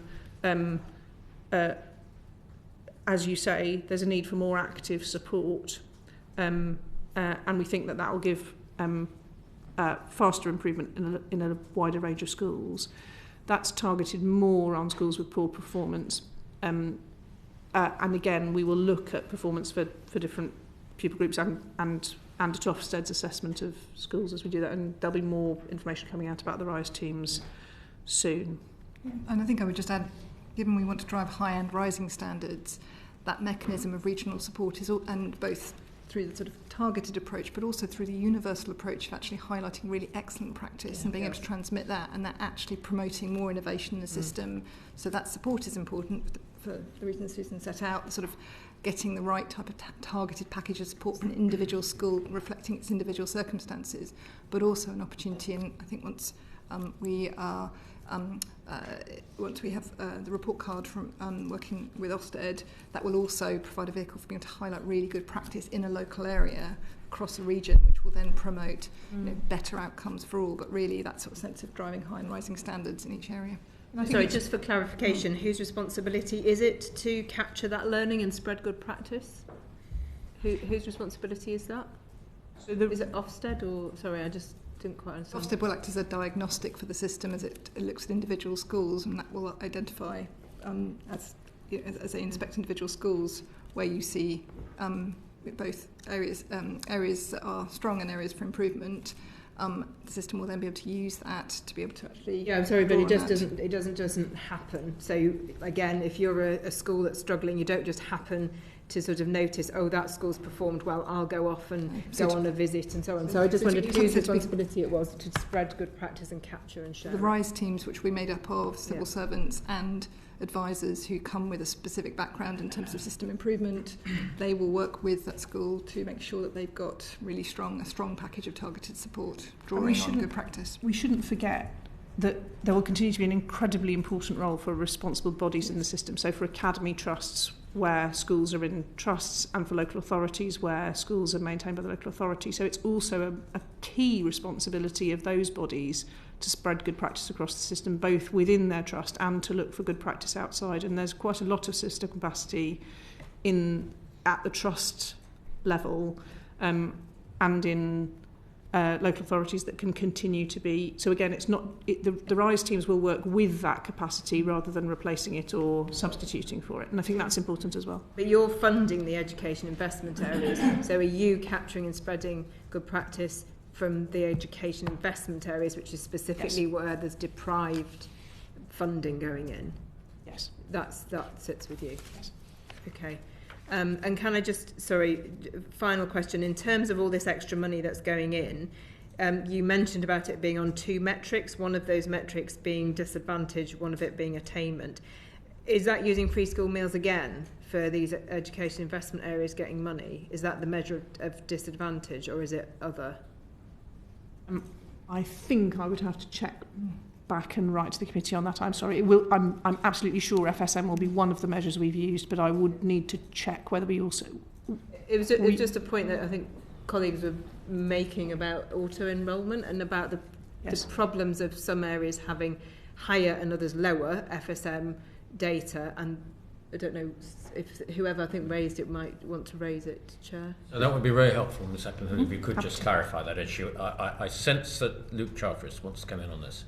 Yeah, just very briefly, if I may, on FSM, we know about 20 local authorities have implemented an opt-out system, and I wondered if you've got an evidence base for the benefits of that, and if, in particular, that was sort of skewing or favouring certain areas. But in general, do you have a business case that it should be a national system of opt-out in terms of FSM auto-enrolment? Do you want to speak to this? On that, we do continue to watch and to review the evidence base and the trials. I do recognise the issue you're describing and the underclaiming of FSM. Our major focus there is in trying to promote and increase the level of take-up and to make that as easy and simple as possible. So reforming, for example, the eligibility checking service that makes it as easy as possible for local authorities and parents to understand their entitlements and to support schools with supporting parents to claim. Of course, we will continue to watch those pilots in those areas, but at the moment our focus is on improving the take-up rates and making that as easy as possible for parents and for families. If it's necessary, should we have a national system whereby all local authorities would be required to have an opt-out system? Well, I'd say we will watch the evidence base of pilots that are happening and where that's being tried in parts of the country, but our focus at the moment is on claiming through the existing system. Thank you for that, Mr. Clive Betts, please. Yes, I want to come back to the issue of early years, and just two aspects of it. First of all, the help for financial help for disadvantaged children in early years. The pupil premium, one of the main measures of help, is for early years pupils £1,000 less than it is for primary school pupils. Given what you said about the fact that kids who begin to slip back are a lower level of attainment in early years, that carries on throughout their school life. Why isn't the pupil premium the same level for early years as it is for primary school pupils? Yes, and as we mentioned earlier, we have increased the early years pupil premium rates this year by 45%. So you're right that it's still significantly lower than the primary rate, but it's significantly higher than it was last year. And that is partly, as Tony described earlier, about trying to make sure that as we increase the rate, we do it in a way that doesn't cause instability in the system. So you could do that by switching money from general formula factors in the early years to disadvantage. If you do that to a really high degree without putting a lot of extra money in, and again, the amount of total additional extra money available is, I think, as everyone has probably noticed, is a bit constrained at the moment. If you did it by switching, you'd cause a lot of turbulence in the system. So we went as far as we could by trying to find some extra money to put in, and by managing the amount of turbulence we thought the system could manage. And we also have looked, as Tony said, about, again, we want the early use pupil premium to be, as the school one is, tied to the use of really well-evidenced practice.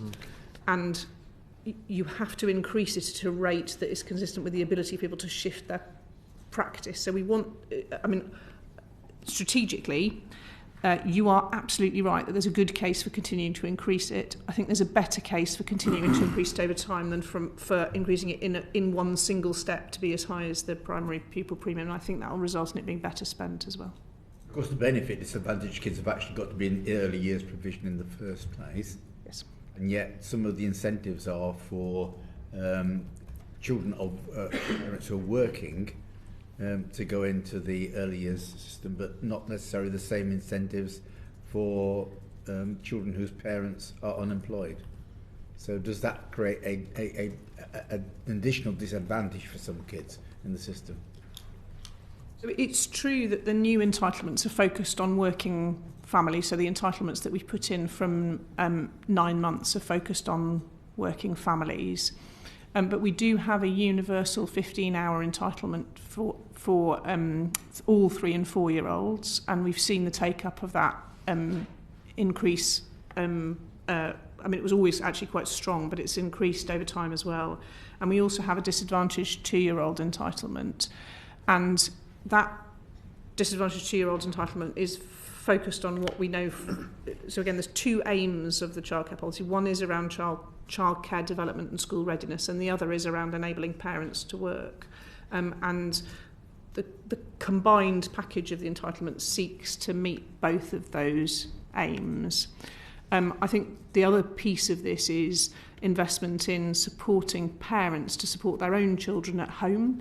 So if you have parents who aren't working, particularly under 2, there's a really, it's possible, looking at the evidence base, to ask really serious questions about whether the best thing is to support those parents in being able to use formal childcare, or whether what you want to support them in doing is enriching the home learning environment with their own children, supporting them. And that's what our Family Hubs programme does, and that's targeted in disadvantaged areas. So it's a balanced picture.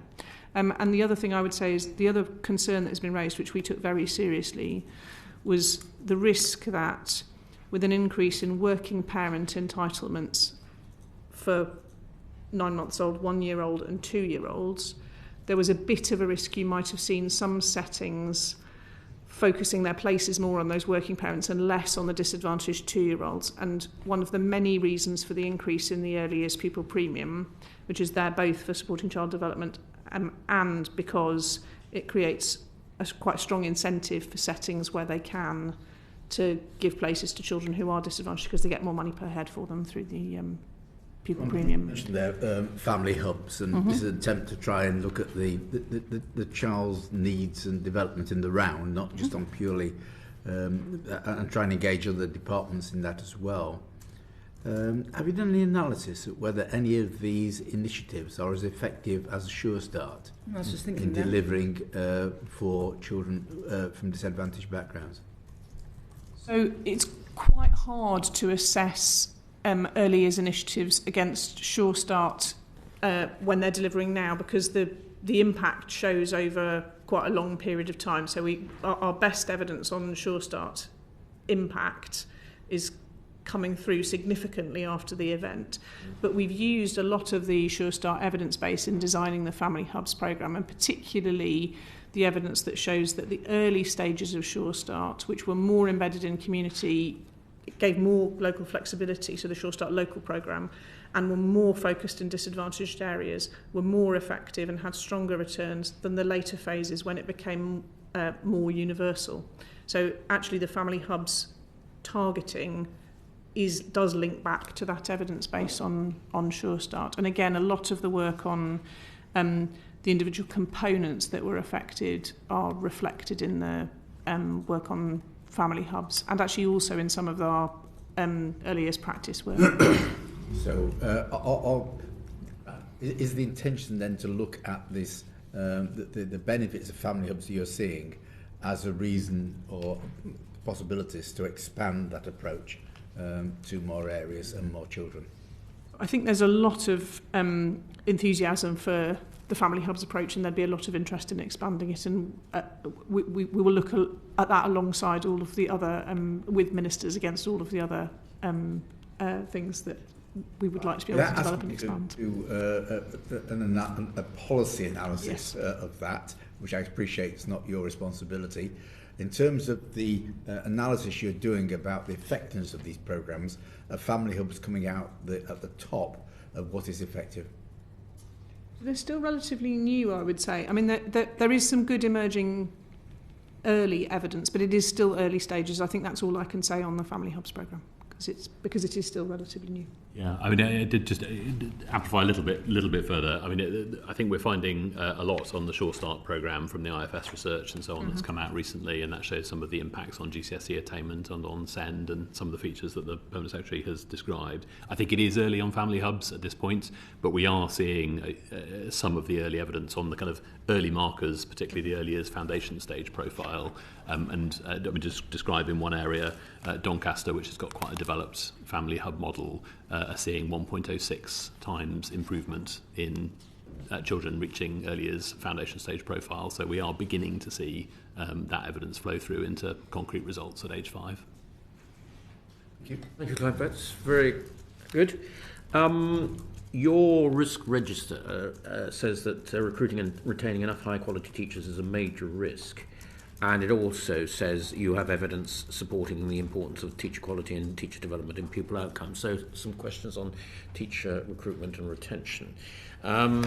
Teach First, which my daughter was part of at one point, say that they make a number of suggestions, and I would just like to sort of get your reactions to some of their suggestions in our evidence given to us, really. They say that continuing the high potential initial teacher training route to proactively recruit and place high quality teachers in schools with the highest levels of need. Is that something you agree with? Yes. Great. You should reinstate salary levels for teacher trainees taking employment-based routes to 2010 levels, and implement flexible working entitlement for all teachers. I'm very sorry, Chair. Could you just read the first part of that again? Reinstate salary levels for teacher trainees taking employment-based routes to 2010 levels. Thank you. I mean, I think that links quite closely to the overall position on teacher pay. I mean, I'll just say a couple of things and then I'll hand over to Juliet, who leads on this. So, I mean, colleagues on the committee will have seen that we accepted the School Teachers Review Body recommendation of a 5.5% pay award for teachers and leaders in maintained schools from this September.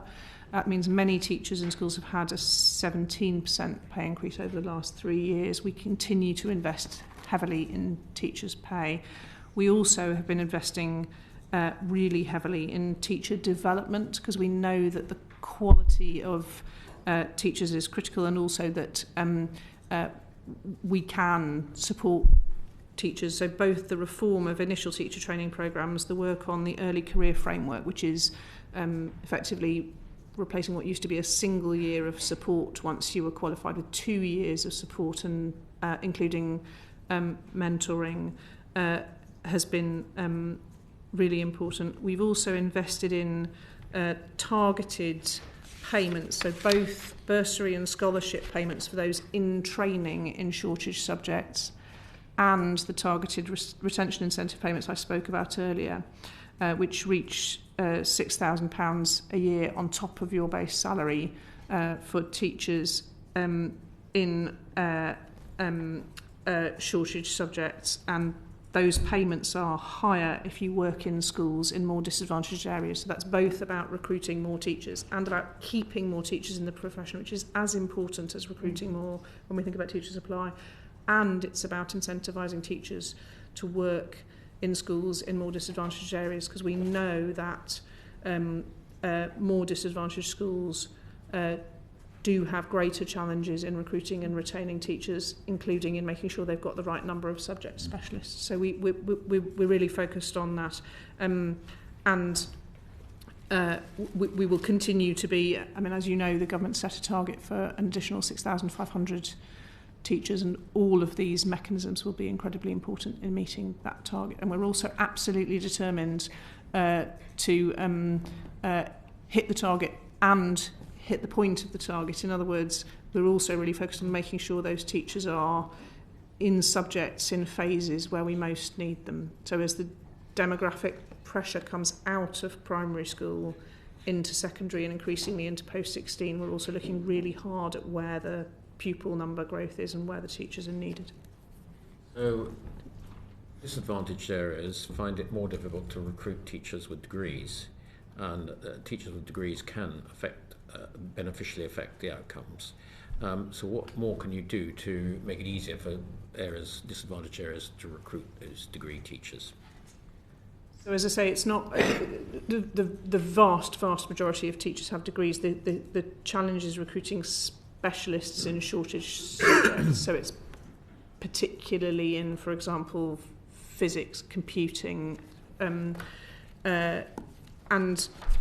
we're doing a number of things. So the High Potential Initial Teacher Training Programme, which was referred to, is what Teach First deliver. HPIT is a terrible acronym and it's an incredibly long name, and Teach First is much easier to say, understand and hear. But that programme was designed as a distinct route into teaching specifically for schools in disadvantaged areas, and specifically designed to help them recruit really skilled and high potential graduates. As I say, we've also got the work on the targeted recruitment incentive. So if you work in a school which has basically the top third of is in the top third of schools by the number of kids with pupil premium, that makes sense. So the top third of deprived schools, and you're in an education investment area, then your teachers attract £6,000 in retention premium, and that steps down through levels of deprivation. But there's a payment for anyone working in the top half of schools in deprivation, and that's designed to try and allow those schools both to retain and to recruit more teachers in those shortage subjects. If I could add, I think at the heart of this conversation is that high quality teaching is absolutely critical in school factor, and it makes a profound difference. And I want to just recognise the work of teachers and school leaders across the system in terms of the conversation we're having today, in terms of improving outcomes for pupils with disadvantage. That the quality of teaching is critically connected both to making sure that we've got the right specialist teachers in the right subjects. So as a child, you're taught by somebody who's got the right background, the right subject matter background, but also the length of time that they've been in their role. You build more confidence as a teacher. So the mix of both recruitment routes and getting that right, and using our evidence so that we are using our financial incentives in the most evidence-based and targeted way to the subjects where we need that most. And then, as Susan described using financial incentives to make sure that we also support teachers to stay in their roles and work in the most disadvantaged areas. And because we can see that very strong correlation, if you look at sort of schools by pupil premium decile, you can see the relationship between that and higher levels of turnover. And so that's why we are deliberately tilting and targeting the recruitment retention incentives in that way. Can I just make a couple of observations? I know exactly what you're talking about, because Tiverton High School, which is very disadvantaged in my constituency, the head teacher has over and over and over again said that she's got a constant number of vacancies. But something that came across my desk, one of my surgeries, was somebody who had left her job as a lawyer, was retraining as a teacher. She was married to somebody in the services, and she was actually spending all her bursary money on childcare, which was the one thing that was going to make her change her mind. So I'm not expecting you to give me an answer, because it's not really a question, but it's just something that in real life has come across my surgery as a local member of Parliament. Thank you for that. So I wholeheartedly agree with what's been said about our teachers. We should thank them all for it's a very special gift. I couldn't do it. No. You have to have a gift and a dedication to do it, so we should thank them all. Lloyd Hatton. Thank you, Chair. It was reflected upon earlier that rightly that schools and teachers like to have that flexibility and that freedom about how they use funding that is associated with supporting disadvantaged children. But with that in mind, I think it was last year the Sutton Trust found that 47% of senior school leaders use pupil premium funding to fill wider gaps in their budgets, which is something I'm sure you're no doubt aware of. So would you acknowledge that while a bit of freedom and a bit of flexibility can be useful, if you don't ring fence the funding, it can lead to a sort of real-term erosion in how much spending actually reaches disadvantaged children as is intended?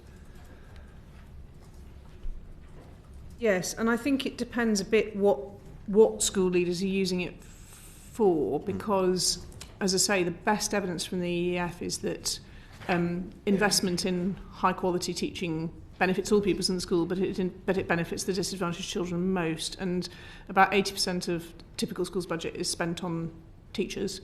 Yeah. And so some versions of we are investing this in the school budget, if that is going to support high quality teachers and teaching, may not be that, in a sense, may be consistent with the intention of the pupil premium. Other things may be less consistent. So it does depend a little bit where it's going. I think, you're right that there's a balance that has to be struck here, and we try and strike that balance by asking schools to report clearly on their use of the pupil premium. We also ask governors to govern and challenge schools on their use of the pupil premium, to look at those pupil premium statements and to test that the uses of the pupil premium are reasonable and are such as are supported by the evidence to support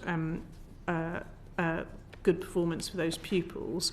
We also look at core funding and how that is being spent through all of our kind of overarching accountability systems.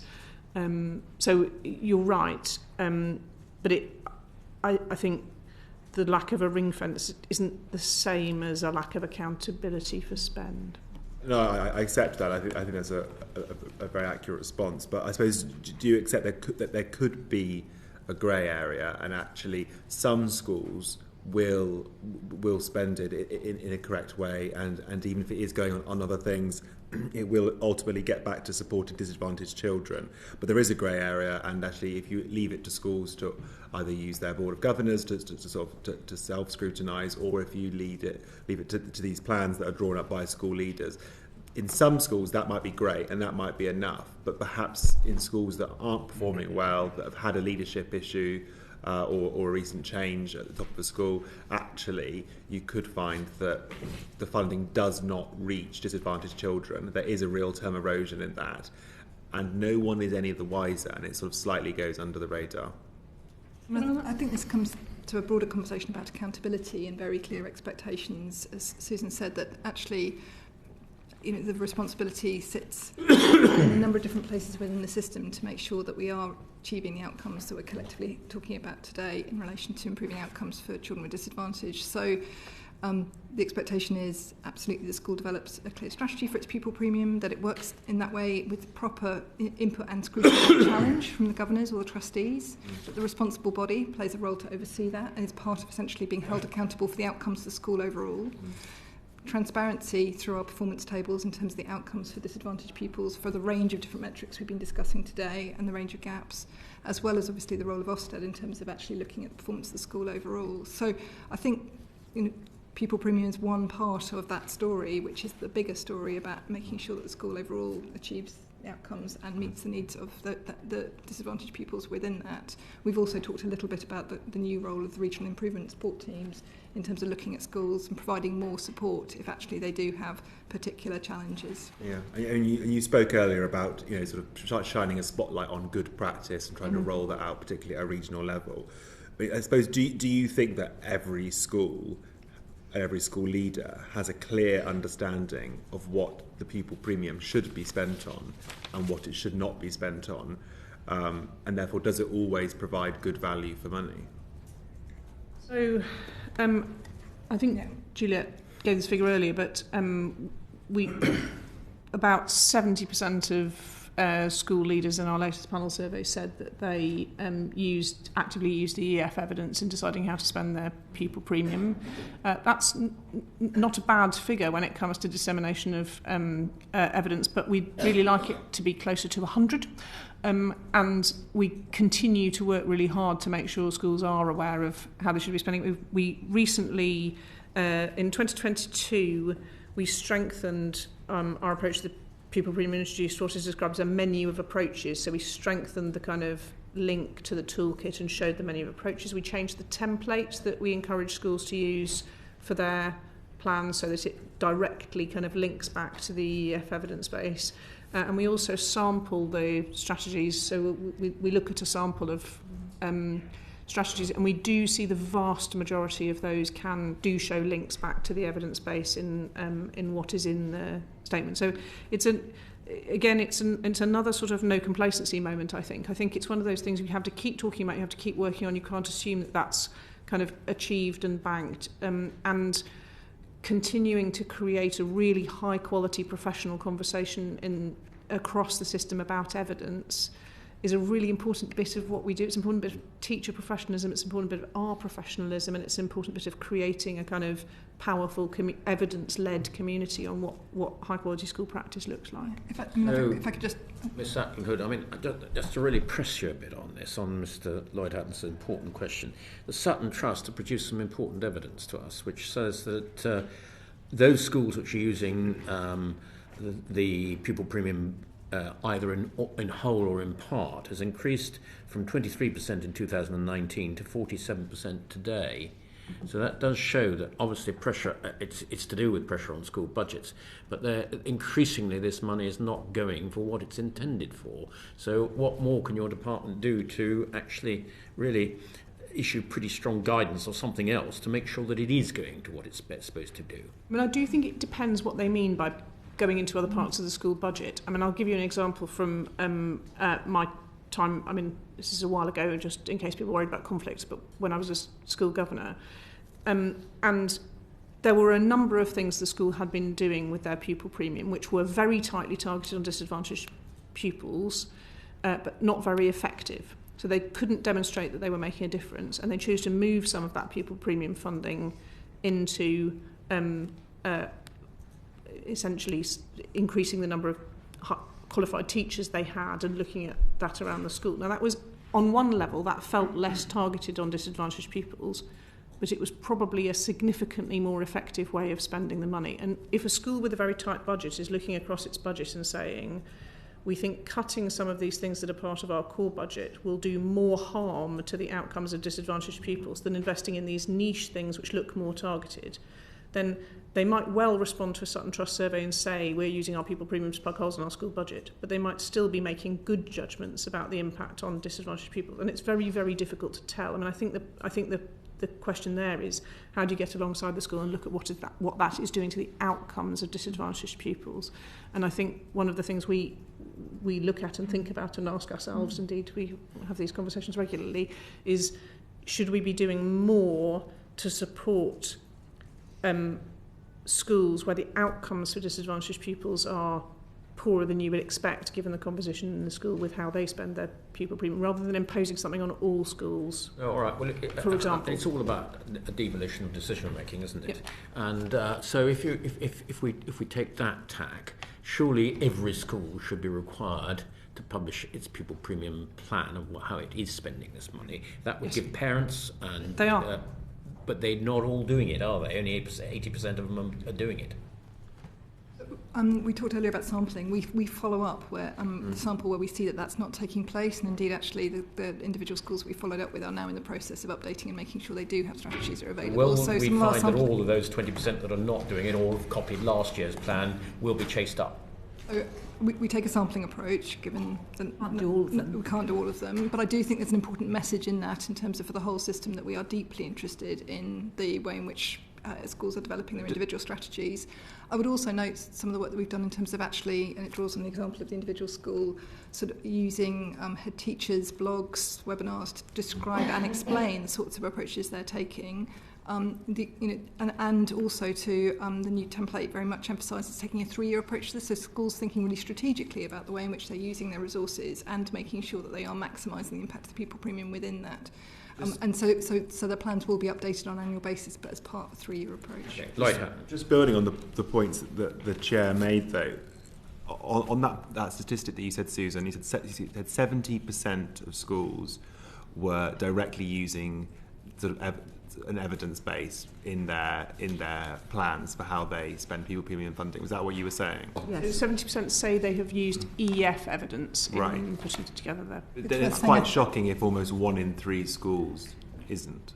I should say, and I did mention this earlier, I mean, we think that is potentially a bit of an underestimate. When we look both in terms of the sampling of individual strategies we look at, actually we see a much higher rate of usage, but also in earlier surveys we've seen high. So it does fluctuate a little bit year on year in terms of the I suppose this goes back to where I started, which is that there is a grey area, and then it's not always easy to see if the funding is reaching the right pupils, or if there actually in some cases is a real term erosion, and it's not always clear what a school's whether a school is putting forward a plan in an informed way. Yeah. If you're saying it could be 70%, it might actually be a bit better than that, but that could also be a situation where almost 1 in 3 schools aren't using this evidence base when it informs how they spend pupil premium funding. So would you accept that actually the fact that there isn't any ring fence guidance on how this funding is spent does mean that there are some questions that the department simply does not know the answer to and actually is unable to ever provide that clarity? I think that's a bit harsh from what Ms Ackland-Hood said, because, I mean, I have to say this is the first time I've been at a hearing when I've heard words by civil servants used like professional, deeply interested, and you've been able to support what you're saying to us very well. And we like words like outcomes. And I think that the last question that you were asked, that the fact that you do track the outcomes is as important as where you put the money, if not more important. And I think there's always going to be grey areas in something like education, where you've got such a mixed match of children and regional differentials and different sorts of deprivation. So I wouldn't be too disheartened. I'd just be interested to know where it is. Sorry. No, I think it's a really important point. For me, it's the lack of certainty and whether or not you'd be able to answer that point, that actually you don't know how accurate the 70% figure is, and you can't with any real certainties always say. I appreciate you're never going to know everything, but it'd be interesting to see how you address that gap and whether ring fencing it is the answer. Yes, I don't. So, three things I'd say. I think I'm not at all complacent about the 70% figure, and I don't want to come across as being. I think I worry about who the 30% are who aren't saying yes to that question. And it's I not think an we should continue to look at it. Numbers, You're right that there are. There are definitely some questions we can't answer. We try really hard to answer as many questions as possible, but and what we really try and do is hold on to the kind of professional curiosity to keep asking ourselves, how can we find out the answer to the next question and keep going. I think some of the greyness comes from, I'm not sure the lack of ring fencing is the cause of the greyness. I think some of it is because the approaches that work best for disadvantaged pupils overlap so heavily with the things that work for all pupils. And so it's quite difficult to split out something and say this is specifically and only for the disadvantaged pupils in my school, because many of the things you might do genuinely based on the evidence are in that space of kind of really high quality, high expectation teaching for all students. I think these are questions we need to keep asking ourselves, and I think trying to, again, almost particularly when resources are constrained, really working hard with professionals to make sure that we're getting the best value for money for every pound of public money we're spending gets more and more and more important. So I think you should, I appreciate the support, but I actually also appreciate the challenge, and I think we should keep going at this and asking ourselves these challenging questions. The final thing I would say is I do think teacher professionalism and leader professionalism is important in this, and there's always a bit of a balance. If we get really prescriptive and tell people what to do, there is a risk that you actually reduce the extent to which people engage with, think about, and focus on choice making and understanding why they're doing what they're doing. And so, again, I don't say that glibly. I think it's a balance you have to think about. And for example, we will sometimes pump prime or start a new approach with funding, a bit as we talked about on NTP. And at the moment, for example, we're giving dedicated funding to Nelly because it's really well evidenced, but it's a new approach. This is Nuffield Early Language Intervention, a really well evidenced approach to early language in reception. I have to say I personally love the fact that its acronym is Nelly, but anyway, because it requires quite a big investment from schools, it's quite a big change, and when you're asking people to change their practice, I think there's a really good argument for kind of pump priming and asking a bit more. But I think ideally you do get to the point where you can mainstream and ask people to own a bit more of that choice making and think professionally about it. And I think over time you then build a stronger evidence driven professional culture. But it's hard, right? You have to work at getting that right. Yeah, it's a balance. If I might make a bit more progress going on to a slightly different area of questioning, I suppose when we've all reflected on this afternoon, that there are a huge number of profound and often competing challenges facing schools, particularly where there are a large number of disadvantaged students. I mean, if I look at my own constituency, there's a higher than the national average number of SEND pupils, higher than the national average number of persistent absences, and a higher than the national average for children eligible for free school meals. So where you do have these often quite sort of acute and competing demands, is the department working to sort of encourage those schools towards having sort of longer term sustainable goals to tackle them? Because I think too often schools are sort of firefighting and taking a more short-term approach because they're just trying to keep their heads above the water. So is there a way that the department is working with those schools to enable them to address those often quite difficult and competing challenges? I'll say a couple of things on this and I'll bring Juliet in. So first of all, specifically on disadvantage, as Juliet mentioned, we've started asking schools to make their pupil premium plan a 3-year plan and actively to think about that kind of longer term picture rather than just planning year to year. Ironically, we think one of the reasons why we might have seen some schools that didn't update their plan in year is that they've heard 3-year planners write it and just leave it, whereas we want a 3-year plan, but we also want people to check in on it each year, make sure it's working and adjust. We also, again, over time have been doing our best to make sure, and again, some of the funding cycle makes this challenging, but to try and make sure we can give schools visibility of budgets in advance. And again, we'll make a case as we come for a 3-year spending review about how far we can go in trying to make sure we can offer some of that certainty. Where we have schools that are really struggling, we have an infrastructure of support through the ESFA that can come alongside schools and support them in thinking about financial planning and financial challenges, and we've got some good instruments through that, including work that allows schools to stand back and think about integrated planning of finances, particularly, and the other work that they do to try and manage. Again, that's for those that are in really striking circumstances. And we also work quite hard with the Association of School Business Managers, a community that doesn't always get shouted out in events like this, but who are really important figures in schools and are increasingly professionalised and expert, and who work alongside head teachers to think really hard about the planning of school resources and allocation across strategic priorities. And do you think, this is going to be both of you, and do you think the current system is robust enough to ensure that actually schools are able to make that shift from sort of short-term firefighting to more long-term where there are clear goals that need to be reached in a clear time frame? And I suppose, do you also think the department has communicated to schools clearly what the consequences are if performance does fall short? I think schools are pretty clear about, again, I think most schools feel quite accountable for their performance. I actually think it is important that they do appropriately, because that's entitlement of children. Yeah. I do think on funding, we see variation across the system in both school and trust and other responsible body capability in managing funding and finance and planning ahead. And it's one of the things we've worked on over quite a long period to try and build that financial planning capability. We see some schools and trusts that are really, really strong in this now and really capable, and who will come and have incredibly kind of thoughtful, well-informed and long-term conversations with this. But I think it is something we continue. Again, it's another area where if we could support everyone in the system to be at the place where the strongest are, we would have a much more robust picture overall, and that's the aim.